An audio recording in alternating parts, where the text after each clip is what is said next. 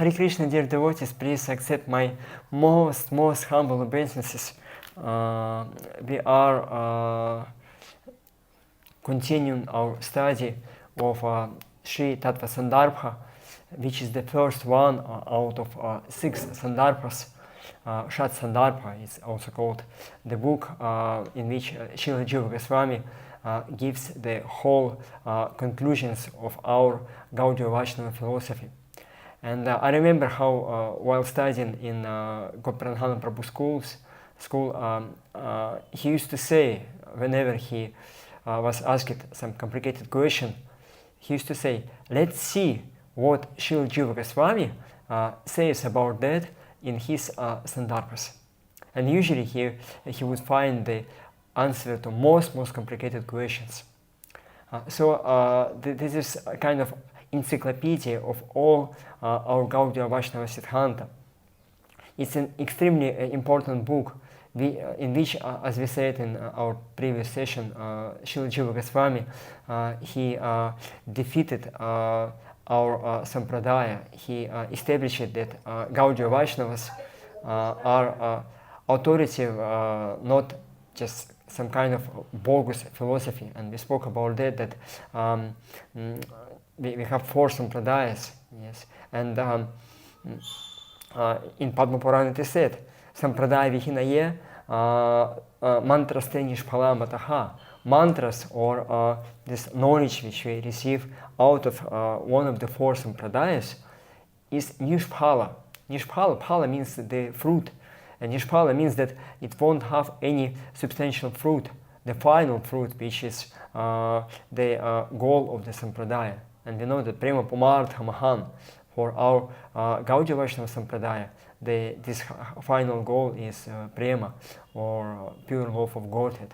So without being affiliated to any of the 4 authorized Vaishnava sampradayas, we won't be able to achieve the highest goal. So that's why Lord Chaitanya himself, he took initiation from the Ishvara Puri, who was the disciple of Madhavendra Puri, coming from Madhava Sampradaya. But as we said before, our Gaudiya Vaishnava Siddhanta philosophy and our rasa, our understanding of relationship with God, is substantially different from that of Madhava Sampradaya. So that's why there was a very strong need to make a philosophical foundation for all the philosophy of the Sampradaya. And Srila Jiva Goswami, as we said, he took on his shoulders that very dirty work to take arguments of Mayavadis or different opposing philosophies, to give proofs from Vedanta Sutra, from Upanishads, from different scriptures. But he does it in order to strengthen our faith in Krishna, in the process of bhakti, as the most important, most effective means to achieve the love of Godhead. Anartha Pasham Sakshat Bhakti Yoga Matok Chaje Lokasya Janato Vidvam Chakrisatvata Samhitam. Like in the first canto of Shrimad Bhagavatam 1.7.6, it is said that Anartha Pasham Sakshat Bhakti Yoga Matok Chaje. That Bhakti Yoga to the Supreme Lord is Anartha Upasham Sakshat, is the most effective mean to destroy all anarthas, our involved situation in this material world, all sufferings and the cause of sufferings. And also Sakshat Bhakti Yoga. Bhakti Yoga should be not just some kind of Bhakti Yoga, it should be pure Bhakti Yoga, Swarupa Siddhi Bhakti, or that Bhakti which is directed to the prison of Supreme Lord, Anukulyena Krishna Anushilnam. That was written by Srila Rupa Goswami. Или же Крите Бхагавата Дха Танмане Тхитам Уттамам, or by the words of Srila Prahlada Maharaja, Типам Станпетам Вишновам Бхакти Счен Навалакшанам Крита Бхагавати Дха Танмане Тхитам Уттамам. while speaking about these 9 processes of devotional service, Shravanam, Kirtanam, Vishnu, Smaranam, Padasevanam, Archanam, Vandanam, Dasyam, Sakyam, Atmanivedanam, he gives an explanation. Itipum Sarpita Vishnu, what that which was offered to Vishnu, to Supreme Lord, Bhakti Shin Navalakshanam, Bhakti which can manifest in those 9 ways. Krita Bhagavati Dha Tanmanye Hitam Uttamam. But it should be Krita Bhagavati Adha, directly to the Supreme Lord. How to please Him. So that's why Sakshat Bhakti Yogina means not just kind of Bhakti Yoga, but pure devotional service. So that's why Srila Jiva Goswami, he had to prove it. And then he did it Lokasya Janato Vidvam Shakri Satvata Samhitam. And then it is said in 176, that second part of the verse, that people, they don't know about the importance of Bhakti Yoga, of pure Bhakti, that it can give everything which we need in our life, and moreover can give us supreme happiness of relationships with the Supreme Lord. And that's why Lokasya Janato Vidvamsh Shil Vyasadeva Chakri Sattvata Samhitam, he compiled this Sattvata Samhita, Srimad Bhagavatam, which is meant for Sattvat. Sat means genuine, means real, not just some bogus, but for those who want to become real, who wants to be on the transcendental platform. So that's why Chakri Sattvata Samhitam. For them, Srila Vyasadeva compiled Srimad Bhagavatam. So Srimad Bhagavatam is the most important book of our of Vedic literatures. Nigamakal Galitam Phalam, Shukamukatamritam Drava Samyutam. In the very beginning of Srimad Bhagavatam, it is said that it's the ripened fruit of all the tree of all Vedic literatures. So that's why the fruit usually is the most important part. And Sarvavedi Tihasanam Saram Saram Samudritam.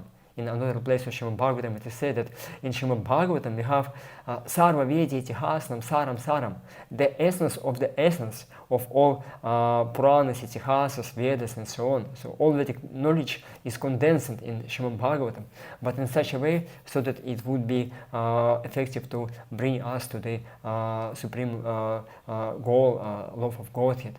Dharma Project Kaita Uta Pramo Nirmatsranam Satam. And that's why all these Kaitava dharmas, they are kicked out from Srimad Bhagavatam. Therefore, Srila Jiva Goswami, he establishes our Gaudiya Vaishnava Siddhanta on the basis of Srimad Bhagavatam.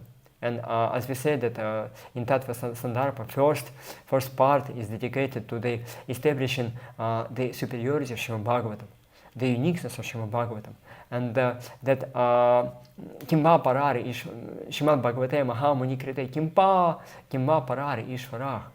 That as soon as Srimad Bhagavatam had manifested in this world, there is no need of other scriptures. It's self-sufficient book, which has everything we need for our spiritual life. So that's why Srila Jiva Goswami, he focuses his work on sandarbhas, and then we'll see how he takes different shlokas or verses from Srimad Bhagavatam, and he topically arranges them so that particular conclusions of our Siddhanta would be very clear, to remove all doubts and to strengthen our faith. And I said that in the previous class about the similar book by Srila Bhaktivinoda Thakur. It's called Bhagavat Arka Marichimala. That's the book I was looking for. So this is the 20 rays, like Bhagavat Arka, the son of Srimad Bhagavatam. Krishna Sutamu Pagate Dharma Jnana Japiksaha Kalona Shtadri Shamasha Puranarka Athono Jitaha. As soon as Krishna left this world along with morality, Dharma, Jnana, knowledge, and so on, Kalona Shtadri Shamasha, and all population in Kali Yuga became full of ignorance. And Purana Arka Adhona Uditaha, and at the same time rises the son of Srimad Bhagavatam, So therefore, Bhagavat Arka, Marichimala, the son of Srimad Bhagavatam, and Marichimala, the garland of verses taken from the different sound rays of Srimad Bhagavatam. So Srila Bhaktivinoda Thakur, he arranges also this book on the topical basis. There are 20 different topics, and then he takes verses from different parts of Srimad Bhagavatam, and he explains the Siddhanta. And also he does it, as Prabhu was asking question, on the basis of Dashamula Tattva. So he followed the footsteps of Srila Jiva Goswami. But Jiva Goswami, he was the pioneer of this approach of the study of Srimad Bhagavatam, of philosophy. So he did it, and as we said, it was important to establish that our philosophical principle, which is Shakti Parinamavada or Achintya Bheda Bhedavada, it's the same philosophy, just spoken in slightly different way. Shakti Parinamavada, which means that Supreme Lord, he remains unchanged, but his energies, they get transformed.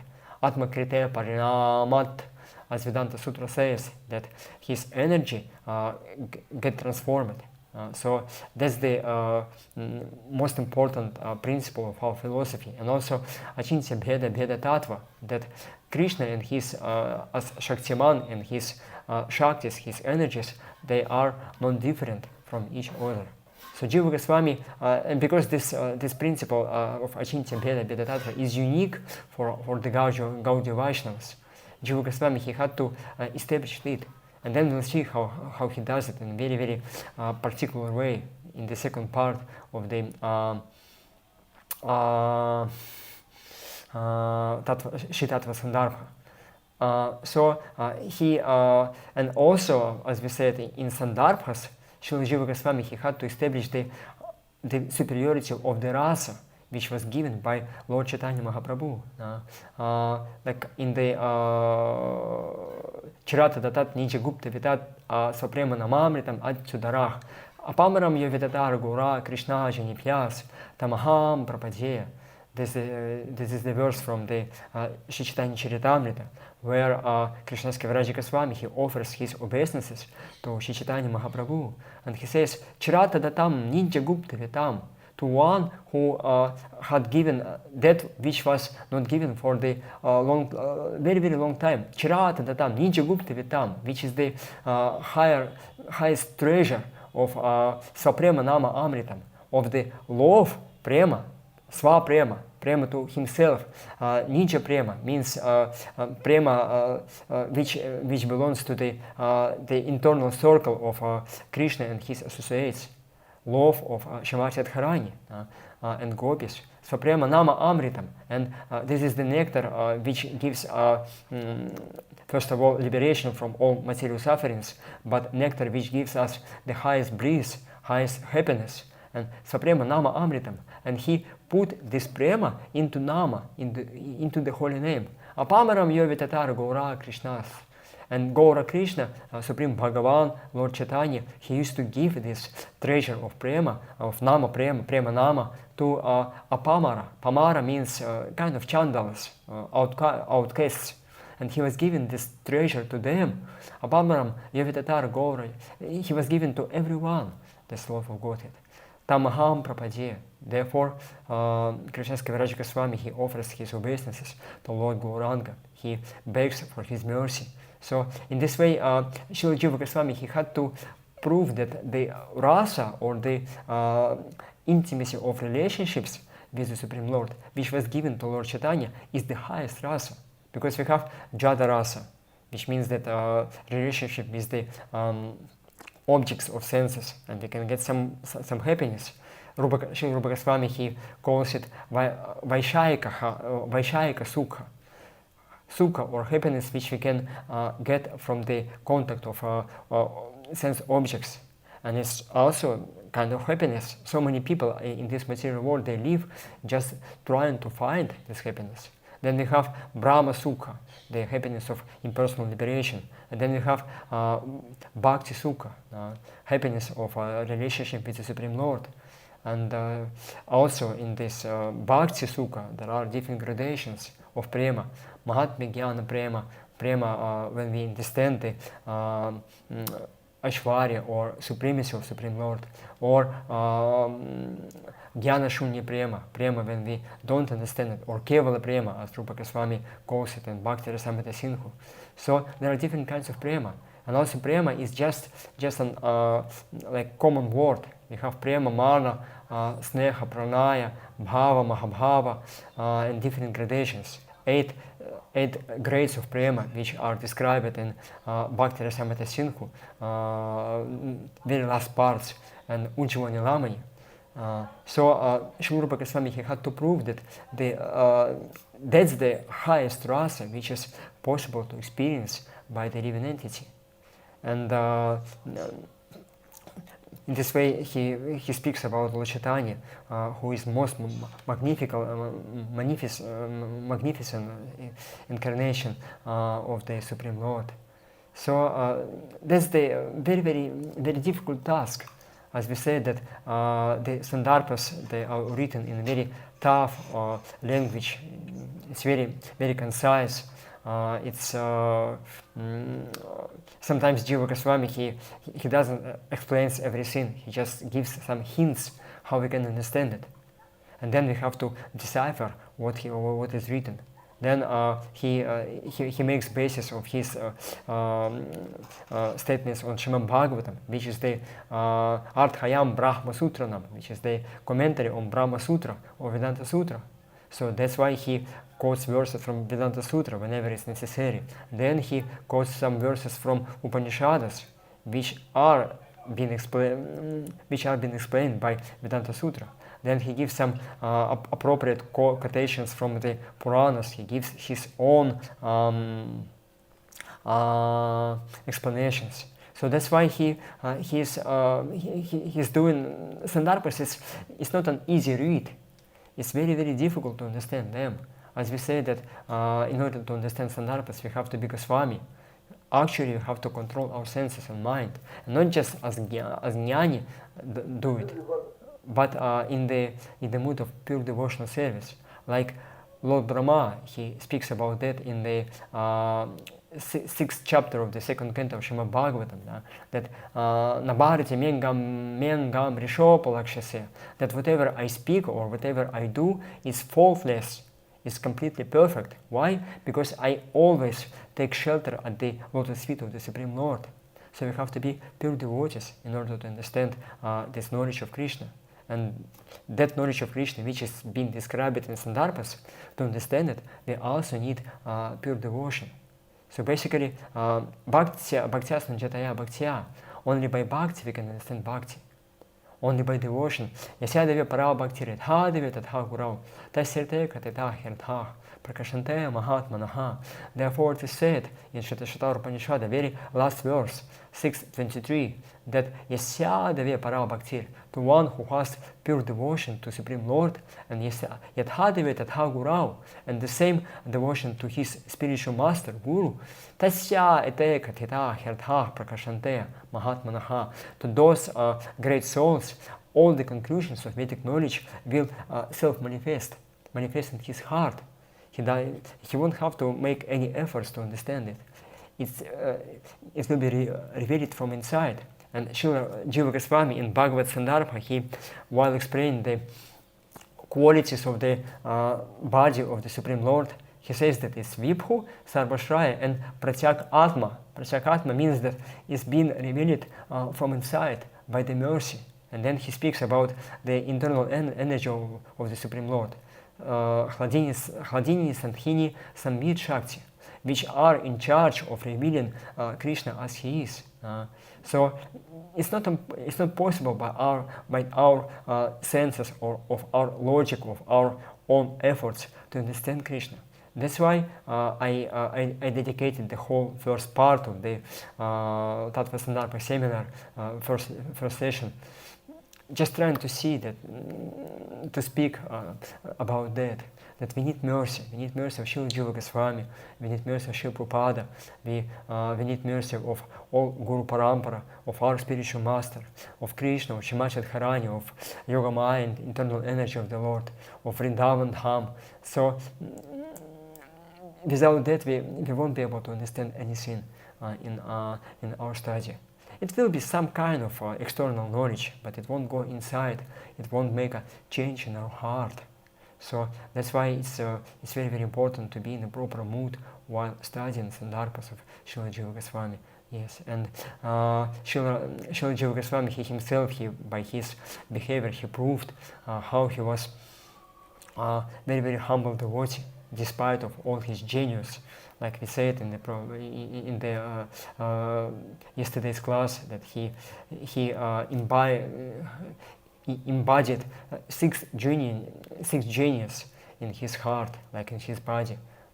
Genuine philosopher, genuine poet, genuine teacher, genuine manager, genuine acharya, and very, very humble devotee. And while speaking about Srila Jiva Goswami, I remembered that I said that it's unique for the Vaishnavas to combine all those opposite activities in one person. But then I immediately remembered Srila Prabhupada, how he was doing the same. He was speaking philosophy, then he wrote this poetry, which was very much appreciated by Srila Bhaktisiddhanta Saraswati. Then he was teaching Krishna consciousness to most unworthy and unqualified students, hippies, punks, different, very, very degraded people. He was able to convey this message of pure devotional service to their hearts. So he was the genius teacher. Then he was a manager. He was taking charge of all huge ISKCON society. Then he was speaking with the different politicians or those who are parts of different religions, to the scientists. He was defending the purity of Krishna consciousness.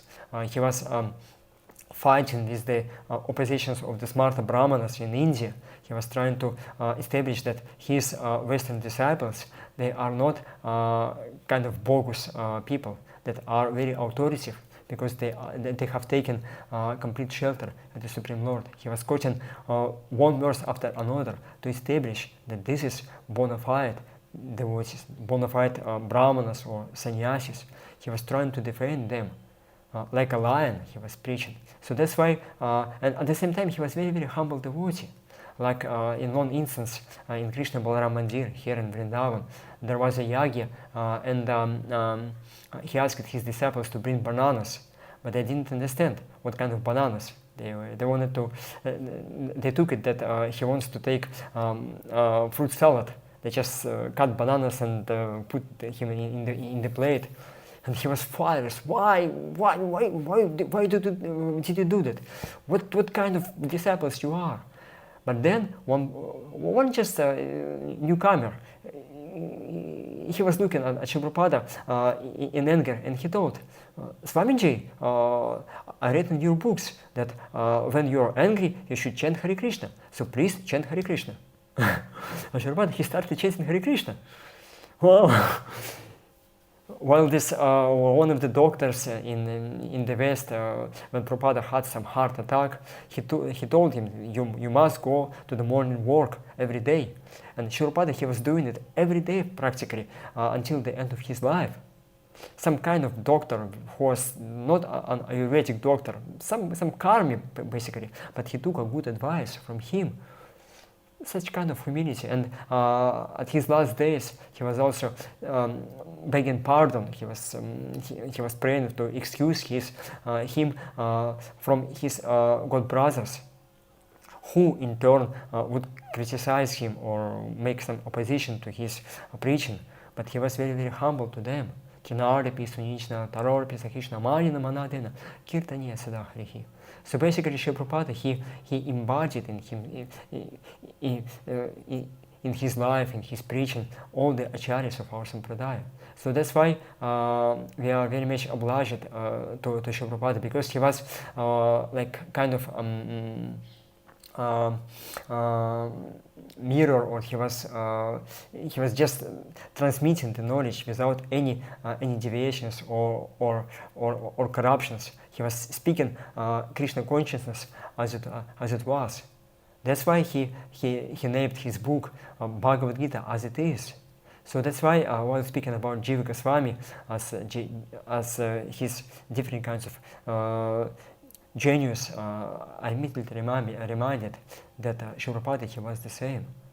And in our turn, we have to also raise our qualification to preach, to practice Krishna consciousness in such a perfect way, so that we could be also acharyas, like not just sampradaya, not like sampradaya acharyas, but acharyas in the sense that one who teaches by his own example. Yadata chariti shasthasta tatta vitaro janaha sayat pramanam kurute loka statun vartate. Krishna, he speaks about that in Bhagavad Gita. Whatever does the great person, the common man will follow him, and whatever principles he establishes, they will do it. So that's why we have to become kind of real followers of Srila Prabhupada, of our Guru Parampara. In this way, we can, according to our capacity or the empowerment which comes to our life, we can represent Srila Prabhupada, Jiva Goswami, Rupa Goswami, Srila Sanatana Goswami, and this way preach pure Krishna consciousness to all the people in this material world. So, but for that we need to understand that we don't have bhakti, we don't have an adhikara qualification to preach. You don't have understanding of shastras. However big scholar you are, it's nothing according to what we need in order to preach pure Krishna consciousness. That should be our mood. In this mood, therefore, we have to pray to Srila Jiva Goswami, to our previous acharyas, before studying shastras, while studying shastras, and after studying shastras. That's the technology of getting real knowledge in our heart. So that's why let us now offer this Mangalacharana prayers to our spiritual master Srila Prabhupada, to all the acharyas, to Krishna, to the Lord Chaitanya, so that we could be successful in our humble attempt to teach and study Shri Tattva-sandarbha. Om Gyanat Smirandhasya Gyananjana Shalakaya Chakshurum Militam Yena Tasmai Shri Gurave Namaha Shri Chaitanya Manobishtam Sthapitam Yena Bhutale Svayam Rupah Kadamahyam Dadati sva padantikam vancha kalpataropisya kripa sindhubhya evacha patitanam pavanebhyo vaishnavebhyo namo namaha. Jaya Shri Krishna Chaitanya Prabhu Nityananda Shri Advaita Gadadhara Shivasadi Gaura Bhakta Vrinda. Hare Krishna Krishna Krishna Hare Hare, Hare Rama Rama Rama Hare Hare. Mukam karoti vachalam pangum lagayate girim yakripata bandhe shigurum dinataranam. And also pranama mantra to Srila Jiva Goswami. Shri Rupa Charana Dvandva Raginam Vrajabasinam Shijivam Satatam Vande Mandeshvanam Dadainam. To one who is very much attached to the service, to the lotus feet of Srila Rupa Goswami, his spiritual master, who is the real Brijabasi, who understands the intentions of the associates of Supreme Lord, how to serve Krishna, how to reciprocate with him. Shijivam Satatam Vande. We again and again offer our obeisances to the lotus feet of Srila Jiva Goswami. Mandeshu Ananda Dayanam. to one who is giving ananda, who wants to give ananda to those who are lazy in the spiritual life. So if you feel that you are a little bit lazy in the studying scriptures or practicing Krishna consciousness, pray to Srila Jiva Goswami, and it will be very auspicious for your life. Devotee are asking for this pranama mantra to Jiva Goswami. I will send it to the chat afterwards. Right now I don't have it with me. Okay. So Srila Jiva Goswami, as we said, that he wrote this book, Tattva-sandarbha, to establish the Gaudiya Vaishnava Siddhanta. And Tattva-sandarbha is composed of two parts. First one is Pramana Kanda, and second one is Prameya Kanda. Kanda means partition.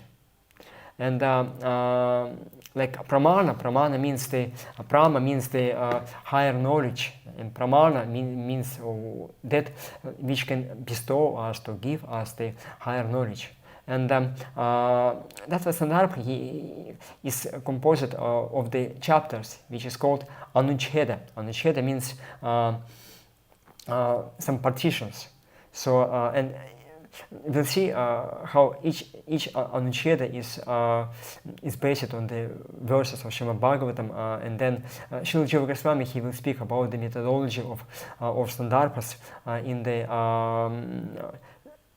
33rd, I think, I'll just check. Yes, 27th and 28th Anuchedas of Tattva-sandarbha. He will speak about what is the structure of each Anucheda. And in Tattva-sandarbha, as we said, is the smallest one out of all 6 sandarbhas. We have 63 Anuchedas. Some of them are big, some of them are very small, very short, but still it's the logical parts which are based on some particular topics. And I'll just speak about the parts, like we can also divide this Tattva-sandarbha to different sub-parts. So first part is the Mangalacharana. Is these verses from 1 to 8. And the first verse is the explanation of Lord Chaitanya in Srimad Bhagavatam. It's the how he is the Supreme Lord. Then second verse, Antah Krishna Bahir Gaura. This is verse which is written by Srila Jiva Goswami, in which he explains this verse from Srimad Bhagavatam. Then third verse, offering obeisances to Srila Rupa Goswami, Srila Sanatana Goswami. Then he speaks about the role of Srila Gopala Bhatta Goswami as one who was who wrote the blueprint of or draft of Sandarbhas. And then we'll speak about that just today. Then Jiva Goswami, he speaks about in the 5th verse about his own role, his own part, how he edited this book written by Gopala Bhatta Goswami. Then in the 6th verse he speaks about the adhikara or qualification, who can read Sandarbhas. Then in the 7th verse, Srila Jiva Goswami, he offers obeisances to his guru, and then he speaks about sankalpa, that I'm going to do this yajna. Yajna means the sacrifice of knowledge, sacrifice of bhakti by while writing this Sandarbha. That this is my offering to Supreme Lord and my spiritual master. And then the 8th verse is the very concise, whatever is there in whole 6 Sandarbhas is just condensed in one verse. Like in the very first verse of Srimad Bhagavatam, we have everything which is there in the whole Srimad Bhagavatam, or in Chaturshloki Srimad Bhagavatam. We have in very condensed way whatever is there in whole Srimad Bhagavatam. So in the same way, Srila Jiva Goswami, he geniusly puts all the stuff from all 6 Sandarbhas in just one short verse in Sanskrit. This is the 8th verse. And this is the first part of the Pramana Kanda 1 to 8 verse, and then second part, when Srila Jiva Goswami second partition, verses from 9 to 18 and part of the 19th verse. So he speaks about what are the different pramanas or means of achieving proper knowledge. And then he speaks about first one in the 9th verse. He speaks while it's necessary to ascertain what are the basis of our explanations. We have because we have Sambandha, Bidaya, Prayojana in the Sandarbhas, and what are the sources of knowledge, what we consider to be proper and improper. It could be pratyaksha, anumana, or shabda, or logic, so or anything else, or some scientific knowledge, some PhD or whatever. But he speaks about the epistemology, the means of achieving the proper knowledge in the 9th verse, while it is necessary. And then in the 10th verse he speaks that only Vedas can give proper knowledge. And then in the 11th verse he gives proofs from the Vedic statements from Upanishads or Vedanta Sutra and so on. Then in the 12th verse or 12th Anusheda, he says that yes, Vedas are proper sources of bona fide knowledge, but in our situation, in Kali Yuga, in order to understand Vedas, we need help from Puranas and Itihasas. Then in the 13th verse, he proves that Puranas and Itihasas, they are bona fide Vedic scriptures, that are Shastras. It's not just something external to the Shruti, original Vedas. Then he speaks about the source and how Puranas and Itihasas manifested in this world, and what is the volume of them, how many verses are there in Puranas and Itihasas. Then in the 15th verse, Anusheda, he speaks that Puranas, they are equal to Vedas and different from them. It's very interesting that not everybody can study Vedas, but everybody can study Puranas. But it doesn't mean that Puranas, they are something inferior to the Vedas.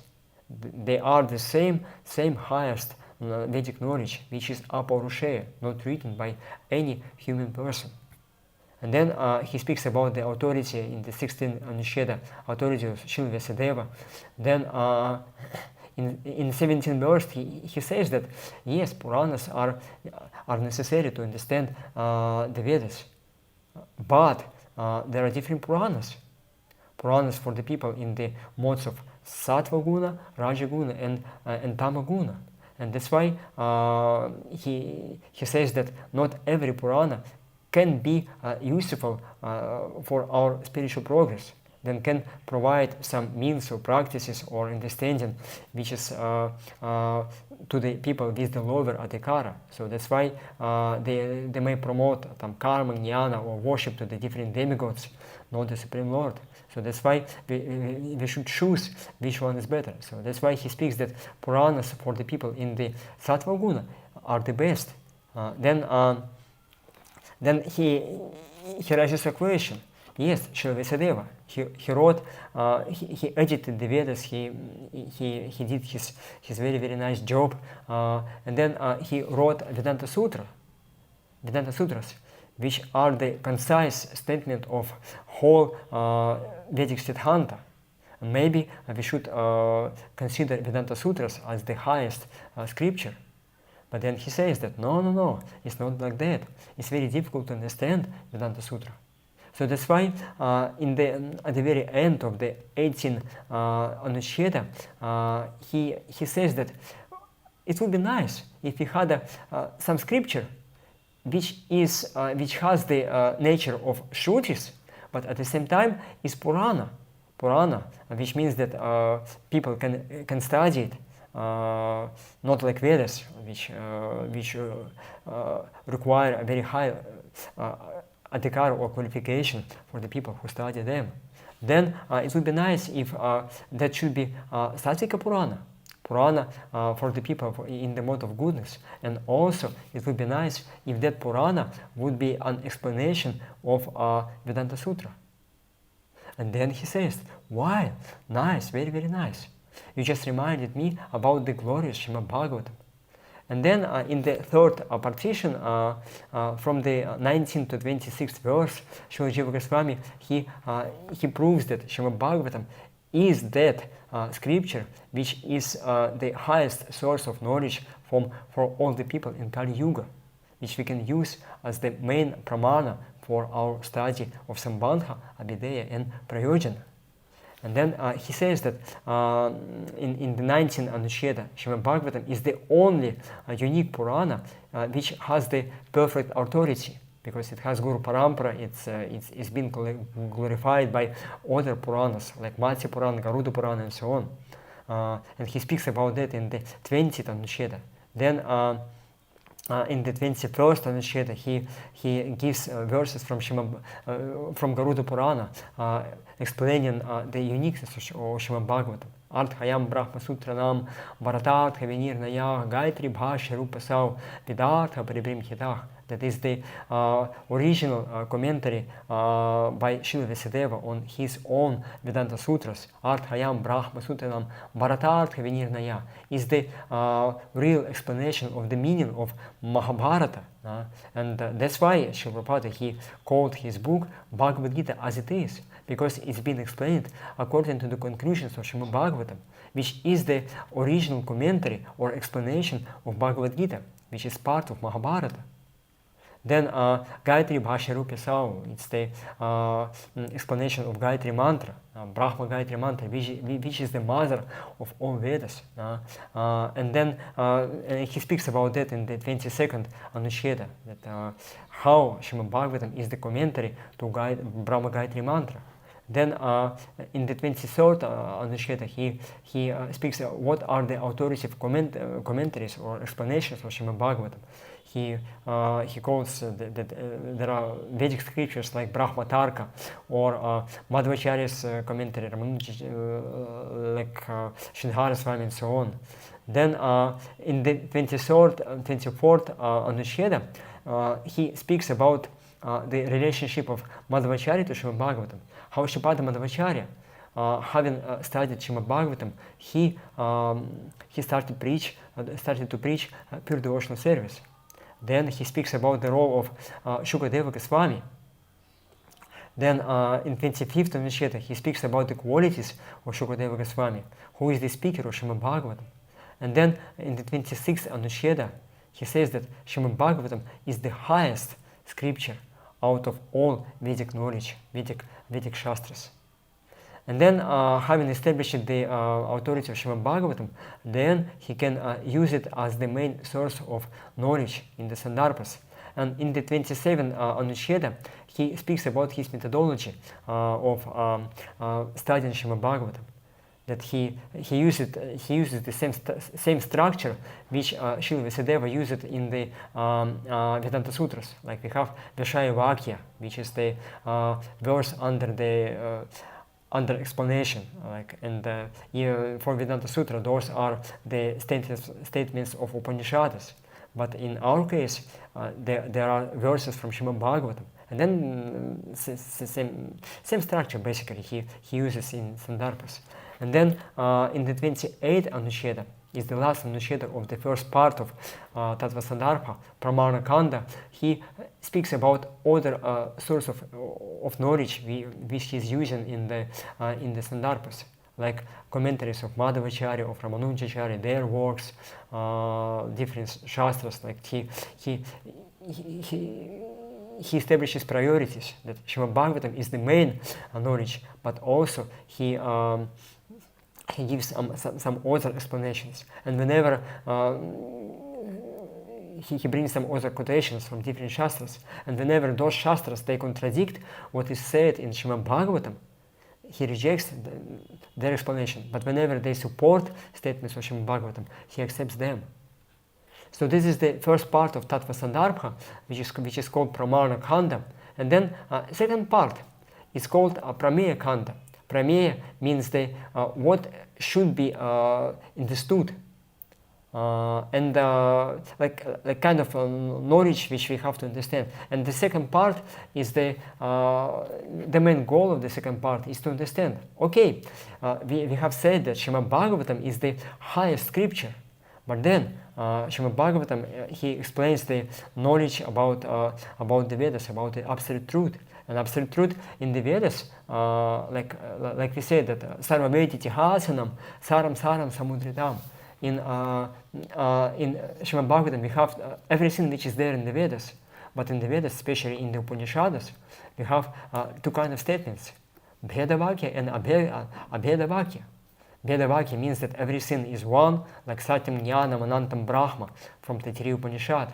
Or we have the statements that absolute truth is different from everything we see, Saya Shaneti Neti Atma from Brihadaranyaka Upanishad.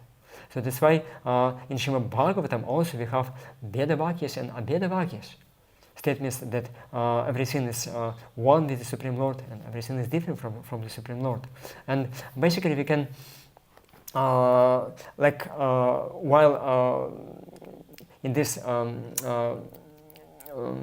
discussions between Mayavadis or impersonalists and personalists, basically they take one kind of statements as an axiom, and in Vidarka Sangraha, Srila Ramanujacharya he explains that we make like kind of siddhanta or understanding as the basis of knowledge, and then whenever we have some opposite statements in the Vedas or in the Upanishads, we have to give them Lakshana-vritti. Lakshana-vritti means some indirect explanation. Like to say that Supreme Lord he doesn't have a form, but then we like Mayavadi they make it the main source of knowledge. And then, but whenever they see that there are statements that he has a form, apani pado javano grahita pashanti chakshuscha shanoti karnaha, that he doesn't have legs, but he can walk to accept offerings from everywhere whenever the devotee wants to please him. Then pashanti chakshush, he sees although he doesn't have any eyes, and shanoti akarnaha, he hears although he doesn't have any ears. So they say that yes, that's true, but this is about Saguna Brahman which is corrupted, which is not the pure Brahman. So that's why they give Lakshana-vritti, the indirect explanations of the Vedic scriptures. And then we do the same. Whenever we see some explanations that everything is one with the Supreme Lord, we see that yes, it's quality of oneness, but not actually that this matter or Maya Shakti is the Supreme Lord. It's his energy, but energy is equal to him and different from him. It manifests in different way. Gunai Svarupa Bhuta is tu gun asau Harir Ishvaraha. Jiva Goswami he quotes this verse in Bhagavata-sandarbha that Supreme Lord he has transcendental gunas, but it doesn't mean that material gunas or qualities they should be imposed on him. That he's envious or he's kind of tyrant or he's trying to give pain to all the living entities. It's not like that. We shouldn't impose to him some negative qualities which we see in this material world. So that's why we give an indirect explanation to the statements of the Vedas too. Impersonalists do it, and we do it also. And that's why the question arises: what should be our basis of understanding Srimad Bhagavatam? What should be the foundation? Shall we take impersonalist approach that everything is one, and then explain verses of Srimad Bhagavatam according to that? Whenever we see verses which support our opinion, we give direct explanation, and whenever we see verses which are opposite to the explanation, we give indirect explanation, Lakshana-vritti. Or shall we accept that Supreme Lord is the person? And then whenever we speak about this impersonal feature of the Supreme Lord or his oneness with the material energy and so on, we should give indirect explanations. That's very, very important question. And that's why whole Prameya Kanda, whole second part of Tattva-sandarbha, is the attempt of Srila Jiva Goswami to establish that we should accept a personalist approach. That Supreme Lord is the person, his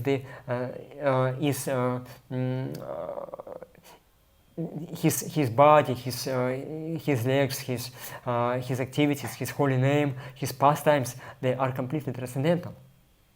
And then that should be the basis. And he wants to establish that Srimad Bhagavatam, that's the tattva or absolute truth which is being explained in Srimad Bhagavatam. That Supreme Lord is person. And for that, he uses different approaches. First one, this is the fifth partition of Tattva-sandarbha, or the first partition of the second part, Prameya Khanda. He analyzes what was the mood of the Vakta and Pravakta.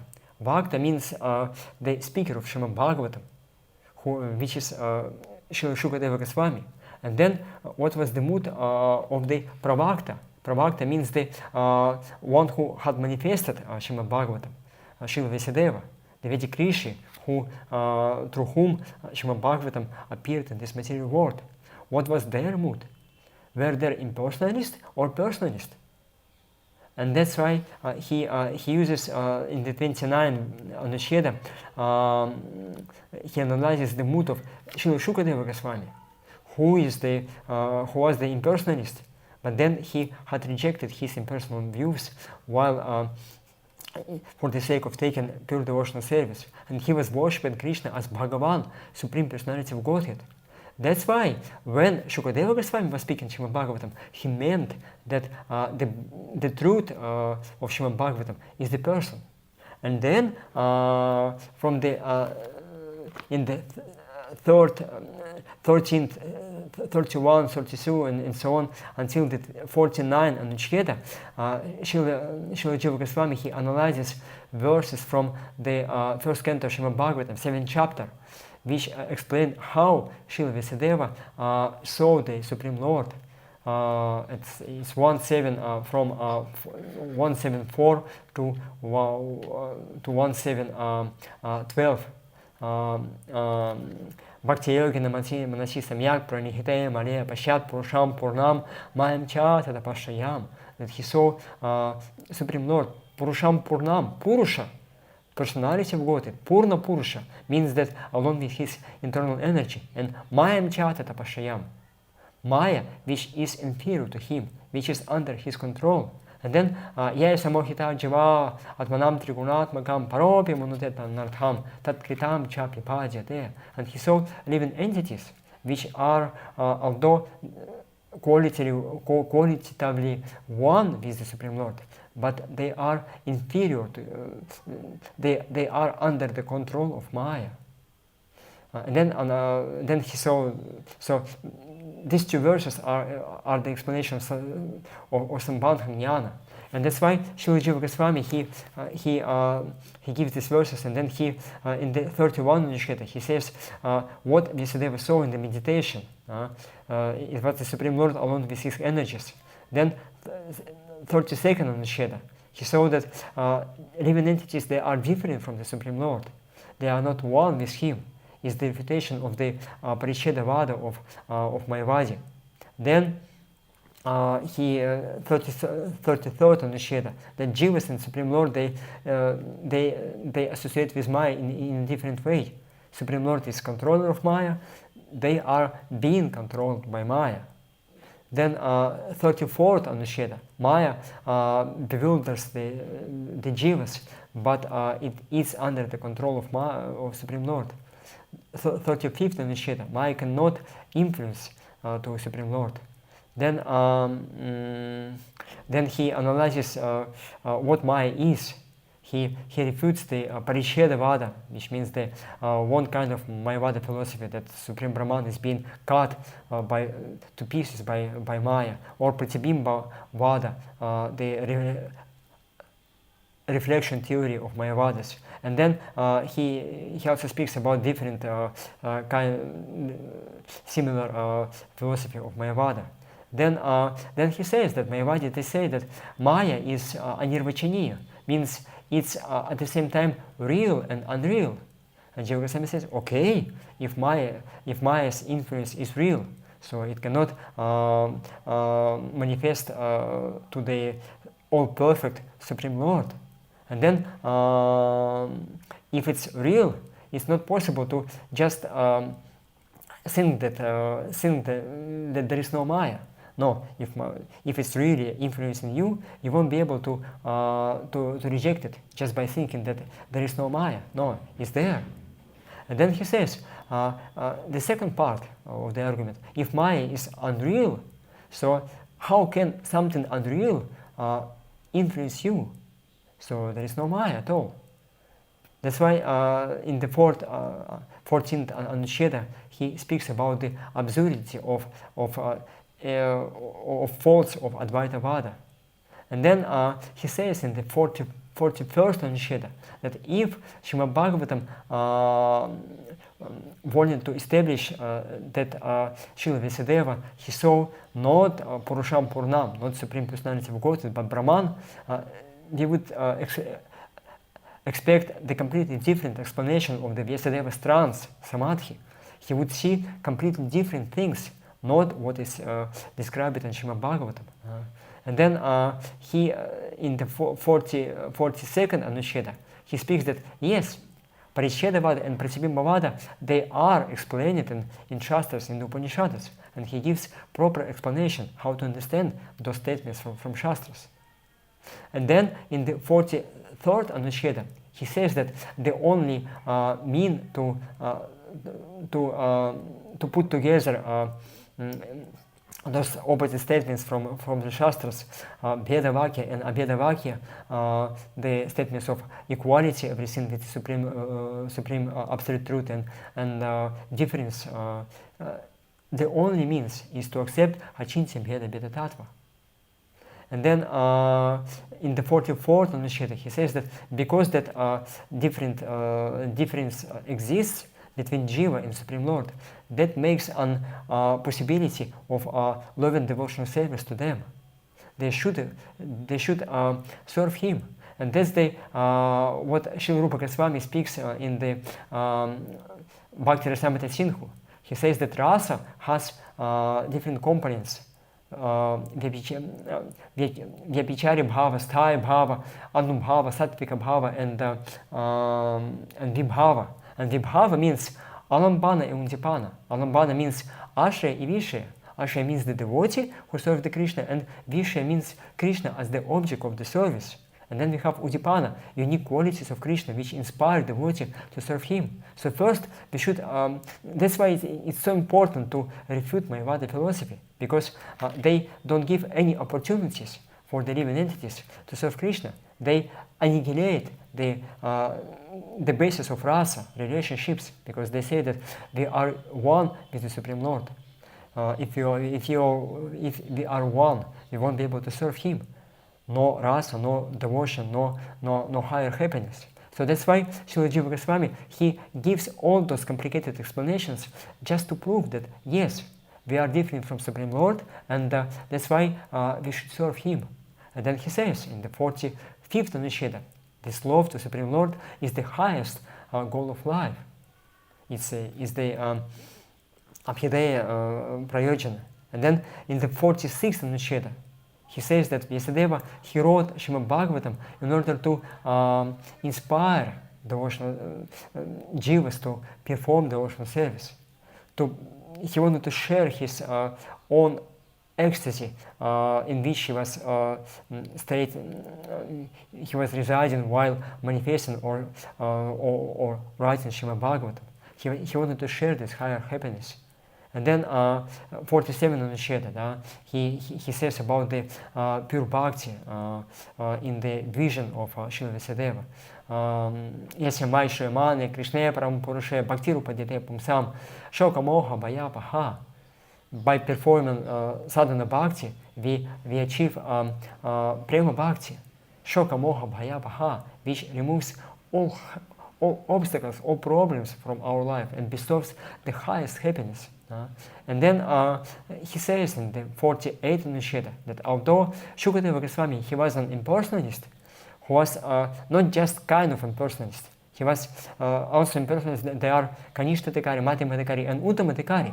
And Shukadeva Goswami, he was the Uttama Adhikari impersonalist. He was fully realized impersonalist, but still he was Atmarama. But he's got attracted to the devotional service to the Supreme Lord. And then 49 Anuच्छeda, this Atmarama Shloka, while even self-realized souls, they are being attracted to devotional service.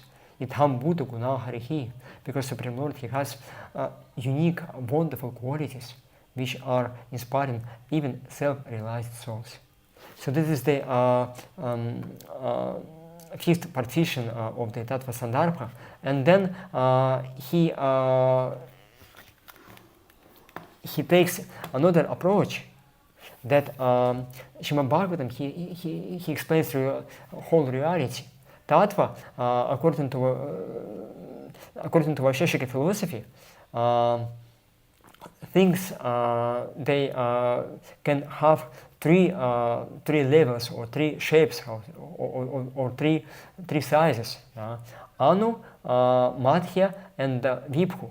Anu means infinitesimal. Then Vibhu means infinite, and then Madhya, medium size.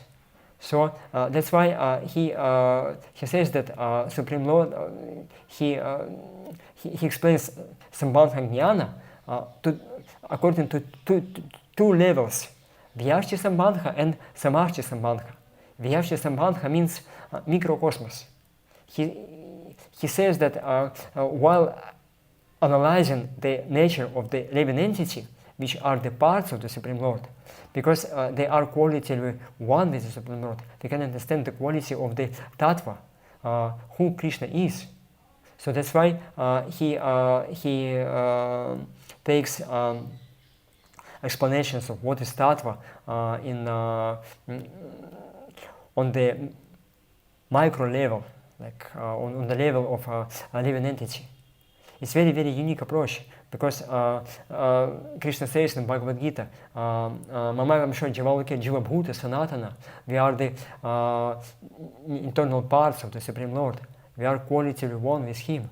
And that's why if we understand the soul, we can understand the Supreme Lord. Like we take a small drop of the ocean, or of the salty water, and we can understand the whole ocean by that, because it has the same qualities.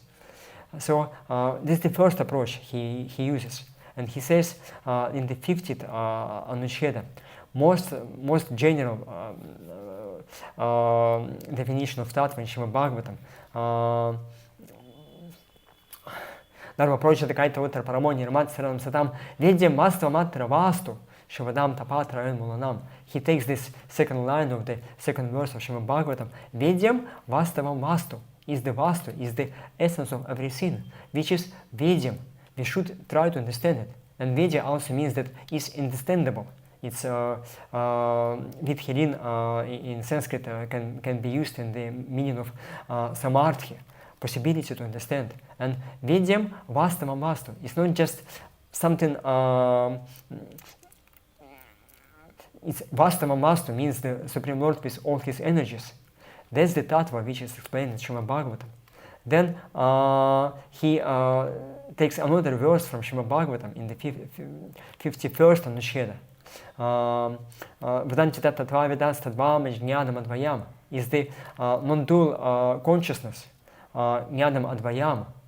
And then in the 52nd, 53rd, and 54th, and 55th Anuच्छeda, he analyzes what is the nature of jiva, living entity, as the small sparks of the Supreme Lord, that in the 53rd Anusheda he gives verses from Upanishads which say that we can understand Supreme Lord by understanding Jiva, unique approach which is also used in Vedanta Sutra.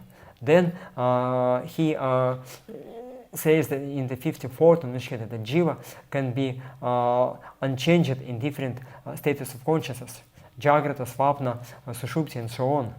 And then in the 55th Anusheda he concludes saying that Supreme living entities, they are different from the matter, they are spiritual. This is the first approach, which means Vyashti-sambandha. We try to understand the tattva of Srimad Bhagavatam, taking verses from Srimad Bhagavatam, which explain the nature of the living entities, microcosmos. And then we see the third part of Srimad Bhagavatam, of Tattva-sandarbha, is the conclusion that absolute truth we can understand by Samarthi-sambandha. Samarthi-sambandha means microcosmos, means the like micro and macro, the Viratrupa, or the universal form of the Supreme Lord.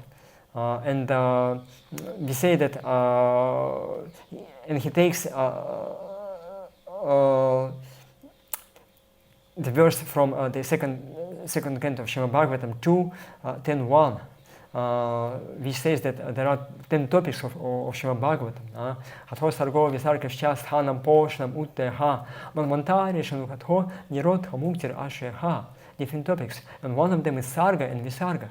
And he speaks about that Sarga Visarga is the manifestation of the this universal form, the different planets inside and different bodies of the living entities. And then he says Sthanam or Sthitir Vaikuntha Vijayam, why it is established in order to give the chance to the living entities to fulfill their material desires, but at the same time to return home back to Godhead, to the Supreme Lord, to the spiritual world. And then he says about Poshnam, Utteha, Manvantara, Ishanukatha, Nirotha, Muktir, and then he speaks about Ashaya. Ashaya, which is the 10th topic of Srimad Bhagavatam, which is the Satyam Param from the first verse of Srimad Bhagavatam, the highest absolute truth.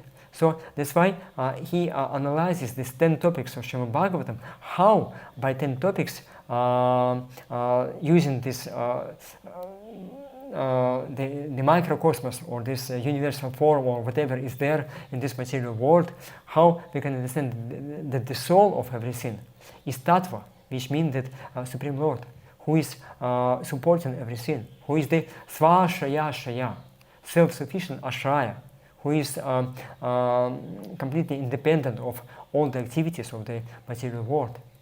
So that's why is the Paramatma feature, which is one of the expansions of Krishna in Goloka Vrindavana. So that's why this is the Samarthi-sambandha or microcosmos, and this verses from 56 to 63rd. And in the 56th Anusheda, he speaks about he lists the 10 topics of Srimad Bhagavatam. Then in the 57th Anusheda, he explains first 9 topics of those 10. Then 58th Anusheda, he explains the 10th topic, Ashaya or Supreme Lord. Then in the 59th Anusheda, he says that jivas, like Adhyatmika Purusha, Adhibhautika Purusha, and Adhidaivika Purusha, living entities, their material bodies, and ruling demigods, which are in charge of providing activities of the bodies of the living entities. Why those demigods? They are not this Ashaya or supreme shelter. And then he says that jivas, their bodies and demigods, they are paraspara ashraya. They are mutually dependent from each other. And then that's why they cannot be, none of them can be the supreme tattva. So that's why he says that Srimad Bhagavatam, he doesn't say that material energy is the highest truth, highest tattva. He says that demigods, they are not highest truth. Like Mayavadis, they say that Supreme Lord or demigods, they are on the equal level. They are just manifestation of Maya, illusory energy. No, he says that yes, the demigods, they cannot be this highest truth. And then he says that living entity also, they cannot be the highest truth because they depend of material bodies and demigods. All three of them, they are mutually dependent. So that's why he says that the only possible explanation is that Krishna as the Supreme Lord is the tattva, which is the main topic of Srimad Bhagavatam, and which is the absolute truth. And then he, until then, he was using the list of 10 topics from the second canto of Srimad Bhagavatam. But the same 10 topics, they are explained also in the 12th canto of Srimad Bhagavatam. And he says how they correlate between themselves. He lists in the 64th first Anusheda those 10 topics from the 12th canto. Then he, in the 62nd Anusheda, he explains first 7 topics from the list, and then in the 63rd Anusheda, he explains last 3 topics from that list of 10 topics of Srimad Bhagavatam. This is the Tattva-sandarbha. And as I said, that usually we study only first part, Pramana Kanda, which is extremely important. And I know that many courses are being taught only on the first part of Tattva-sandarbha. But when I studied Tattva-sandarbha with Goparadhana Prabhu in the school, I was very much amazed how the Prameya Kanda is even more interesting. How many wonderful explanations, how many very inspiring things from the Shastras, Jiva Goswami, he says, how he refutes the Mayavadi philosophy, how he establishes that pure devotional service is the highest goal of life. So that's why it's even more interesting. I hope that we will reach the second part of Shri Tattva-sandarbha, and then we'll get the highest benefit from what Srila Jiva Goswami wants to give to us. Okay, that's the structure of Shri Tattva-sandarbha, what we are going to study. And as I said, it's a huge book. It's a very complicated book. So many important things. That's why, because we are very much restricted in our course, I will be giving just maybe I will be reading the verses from Tattva-sandarbha and maybe giving some explanations, just trying to show the logic why Jiva Goswami he speaks about that, how verses are connected, and the most important conclusions from what he says in his sandarbhas. So, are there any questions until now? Because I was planning to start Tattva-sandarbha today, first on the Sheda, about the Lord Chaitanya, which is the part of the Mangala Charana to Shri Tattva-sandarbha. Is it clear, dear devotees? Are there any questions or some objections maybe, or something was not clear enough for you? I can answer. Otherwise, we can proceed and can then finally start reading Shri Tattva-sandarbha. Yes, Kasturi Kamataji. Yes, please. Just one question. There are acharyas writing so many books, like Prameya Navali, Dasamulya Tattva, Tattva-sandarbha, and many other books. So why there are so many books, and because Bhagavatam is the authority, and then why we are again writing why is Acharyas writing so many other books to prove that Bhagavatam is the Pramana? Okay. Kimva parare ishvaraha sadhyo hrita varutite. What is the need of other books when we have Srimad Bhagavatam, right? That's the question, right? Okay, see, Sarva Tihasanam Saram Samudritam. Srimad Bhagavatam is the essence of all Vedas, Itihasas, of all the explanations, of all the pastimes of the Supreme Lord. Everything is there. But say you have a laptop, right? You might have laptop or mobile phone or whatever, some gadget, and then you have some particular space in your gadget, like 8 GB or 16 GB or whatever. And whenever you have low space already, so you want to put all files in your hard drive, how to say, but then you have low space. And what you can do, you can use some like zip or arch or rar archivator. So you just condense the file. If unzipped is 2 GB, like if it's unzipped is like 50 megabyte, in zipped is just 2 megabyte. So you can use it, you can put more information on your hard drive. So in the same way, Srimad Bhagavatam, everything which is there in whole Vedas, Itihasas and so on is there in Srimad Bhagavatam, but it's is condensed. So that's why our acharyas, they unzipped Srimad Bhagavatam. They explained it in more what is there in Srimad Bhagavatam. They, like I said, Srila Jiva Goswami, he wrote Gopal Champu, which is the explanation of the pastimes of Krishna from the 10th canto of Srimad Bhagavatam.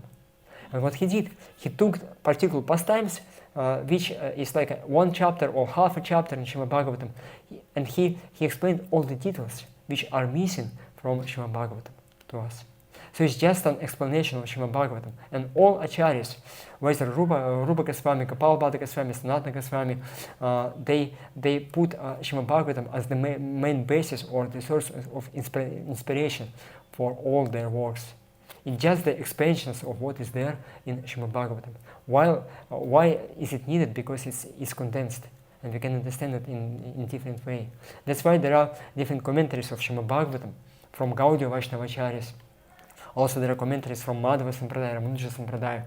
Madhava Sampradaya, this is Vijayadvaja Tirtha, or Ramanuja Sampradaya, there are Raghavacharya. So different explanations. And they also explain Srimad Bhagavatam, but according to their opinions. So that's why there was a need for the devotees how to properly understand Srimad Bhagavatam. Otherwise, like we have this archives, and some archives, they are protected by password. Some of them are not protected by password. And the Srimad Bhagavatam is also protected by password. You won't be able to unzip it until you are in the proper mood. Bhakti Bhagavata Grahya Nabudhya Nachatikaya. You won't be able to understand Srimad Bhagavatam just by logic, by explanations, by commentaries, only by bhakti. So you have to have bhakti.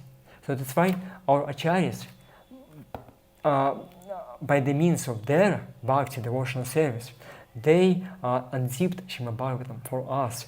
They shown us how to understand these pastimes from Srimad Bhagavatam, what are the lessons from Srimad Bhagavatam. But all their works, they are based on the conclusions of Srimad Bhagavatam.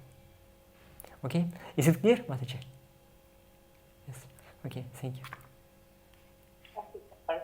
Hare Krishna, Prabhu. Yes, yes, Palastimuni, Prabhu, please. Hare Krishna. I have a question regarding the timing, when it might not be important, but we get to know, living here in Vrindavan, that at some point there was a different current of bhakti from the Radha Vallabha kind of lineage and the Bhakti Bihari lineage. So Swami Haridas, yes. Swami Haridas and Yes. Haridas. Yes. Harirama Vyasa also is one of them. It's called Haritrai, three Haris. Harirama Vyasa, Swami Haridas, and Hita Harivamsha. Yeah. And basically, yes. Carry on. Yes. Yeah. You were saying basically? Yes. And basically, this is the one line of thought. They say that there is one part of the existence which is called Nitya Bihar. Nitya Bihar, or place where Krishna and Srimati Radharani, they always united. They, like Swami Haridas, for example, he said that whenever there is separation between Radha and Krishna, is the sufferings, and that's why it destroys rasa. So that's why they have only Milana, or uniting Radha and Krishna. And because of that, because Radha and Krishna, they should be always united, all other relationships will distract them from them. So that's why in this Nitya Bihar, there are no family relationships. Shrimad Radharani, she doesn't have any father or mother or whatever. Krishna, he doesn't have father or mother. It's just some particular state of existence where only Madhurya Rasa and only in unity of Radha and Krishna. That's the explanation. But it's just partial understanding. Because Srila Rupa Goswami in Bhakti Rasamrita Sindhu, he says that Prema, devotional, is like a river which has two sides, two banks, Sambhoga Tata and Vipralambha Tata, the bank of separation or bank of Milana, of unity. And if you have only one part, if second bank is not there, river will just go on that side. There will be no river. So that's why it's important to have both separation and unity, uniting. That's the full explanation. But it's kind of understanding which is partial understanding. That's why we know that Hita Harivamshi, he was one of the disciples of Gopala Bhatta Goswami, but he was rejected by his Guru Maharaj because of the offense he did. Like in the Kadashi, he took some Mahaprasadam palm from the deities, and that's why he was kicked out. And then he told, okay, no problem, I will found my own sampradaya. And then he saw that my revelations, my understanding is the highest revelation. There is no need to prove it by Shastras, and that's the danger. That's why, as I said, that in the 17th century, it was formed, which is called Char Sampradaya Akhada, the Council of Four Sampradayas, in which they accept some sampradaya as bona fide and some as not bona fide. And Radhavallabhis, Banki Bihari, and so on, they are in blacklist. They are considered to be not bona fide. Why? Because they have no shastric basis. They have no affiliation to any bona fide sampradaya. That's the danger. That's why, and we see that in Vrindavan, the Banki Bihari temple is most famous. Like big crowds of people are coming there. Our Krishna Balaram Mandir is the second one. Now Prem Mandir is also there, which is also same case basically. You see that this Kripala Maharaj. So basically, it's very important to have a shastric basis of the sampradaya, not just self-evident acharya. And we'll see just very shortly how Jiva Goswami deals with this case, because we know that Lord Chaitanya, he founded our sampradaya. Basically, he is the founder acharya. He gave this bhakti. But if you say that he is the independent acharya, no shastric basis, will also go in the blacklist, according to the opinion of the Pandits. So that's why Jiva Goswami, he had to do it in a very particular way. And it's very interesting how he did it, you see.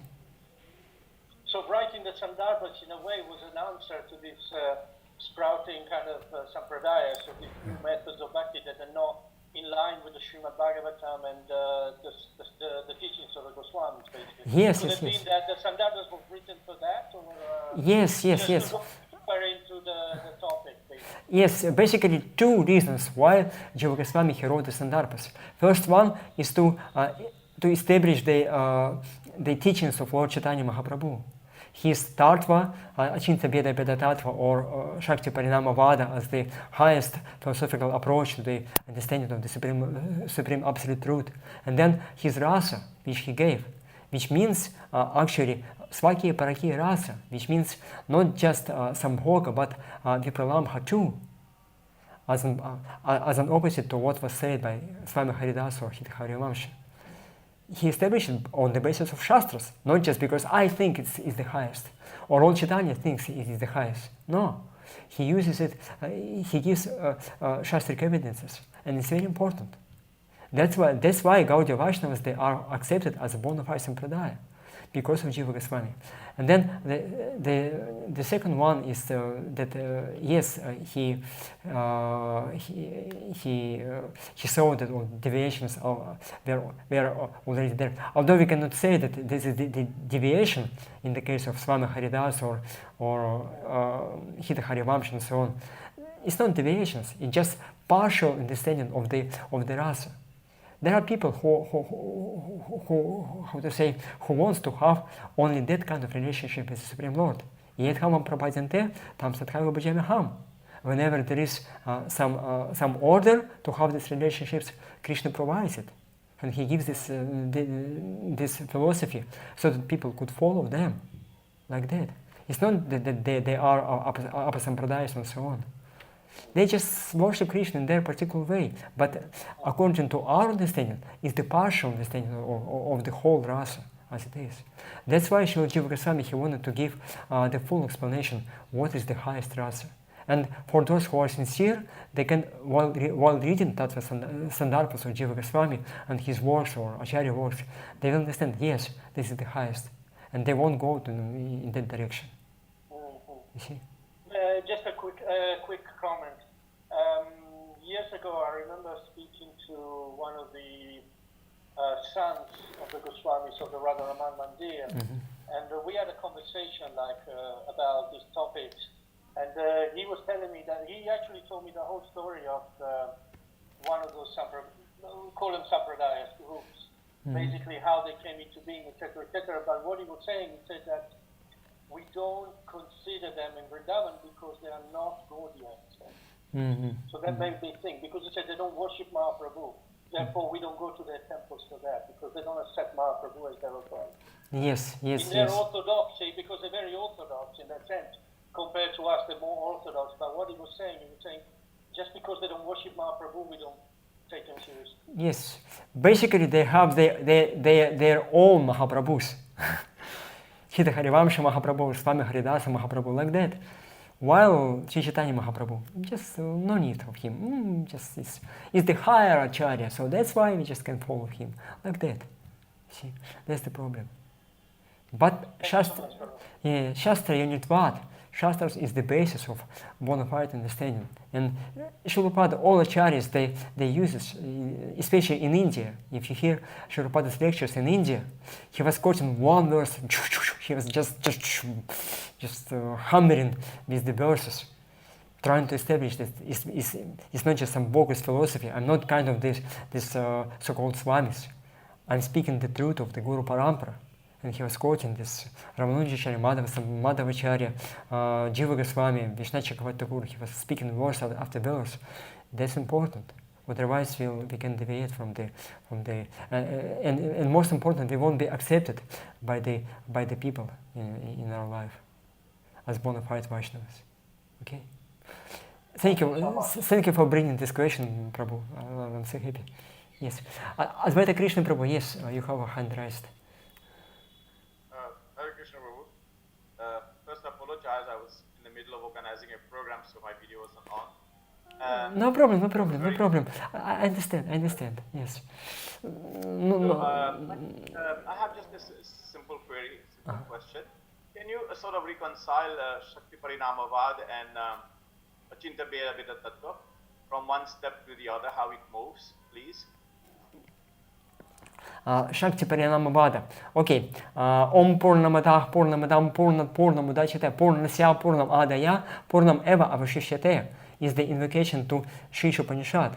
We have Purna, Supreme Lord, and then emanation which comes out of him, and then although emanation comes from him, he remains unchanged. Okay. Then this energy which had emanated from him, Parinama, transformation, emanation, transformation, and then expansion. Like we had spirit, it had turned it into matter, and then by the influence of the kala or internal time, it's been fixed for some particular time. Material energy is manifested for some particular time, and then again it comes inside the Mahavishnu. So that's why Supreme Lord, he's been changed, and this is his energy which had emanated from him, because it's not different from him, but then because it's been transformed, Shakti Parinama, it becomes different from him. This is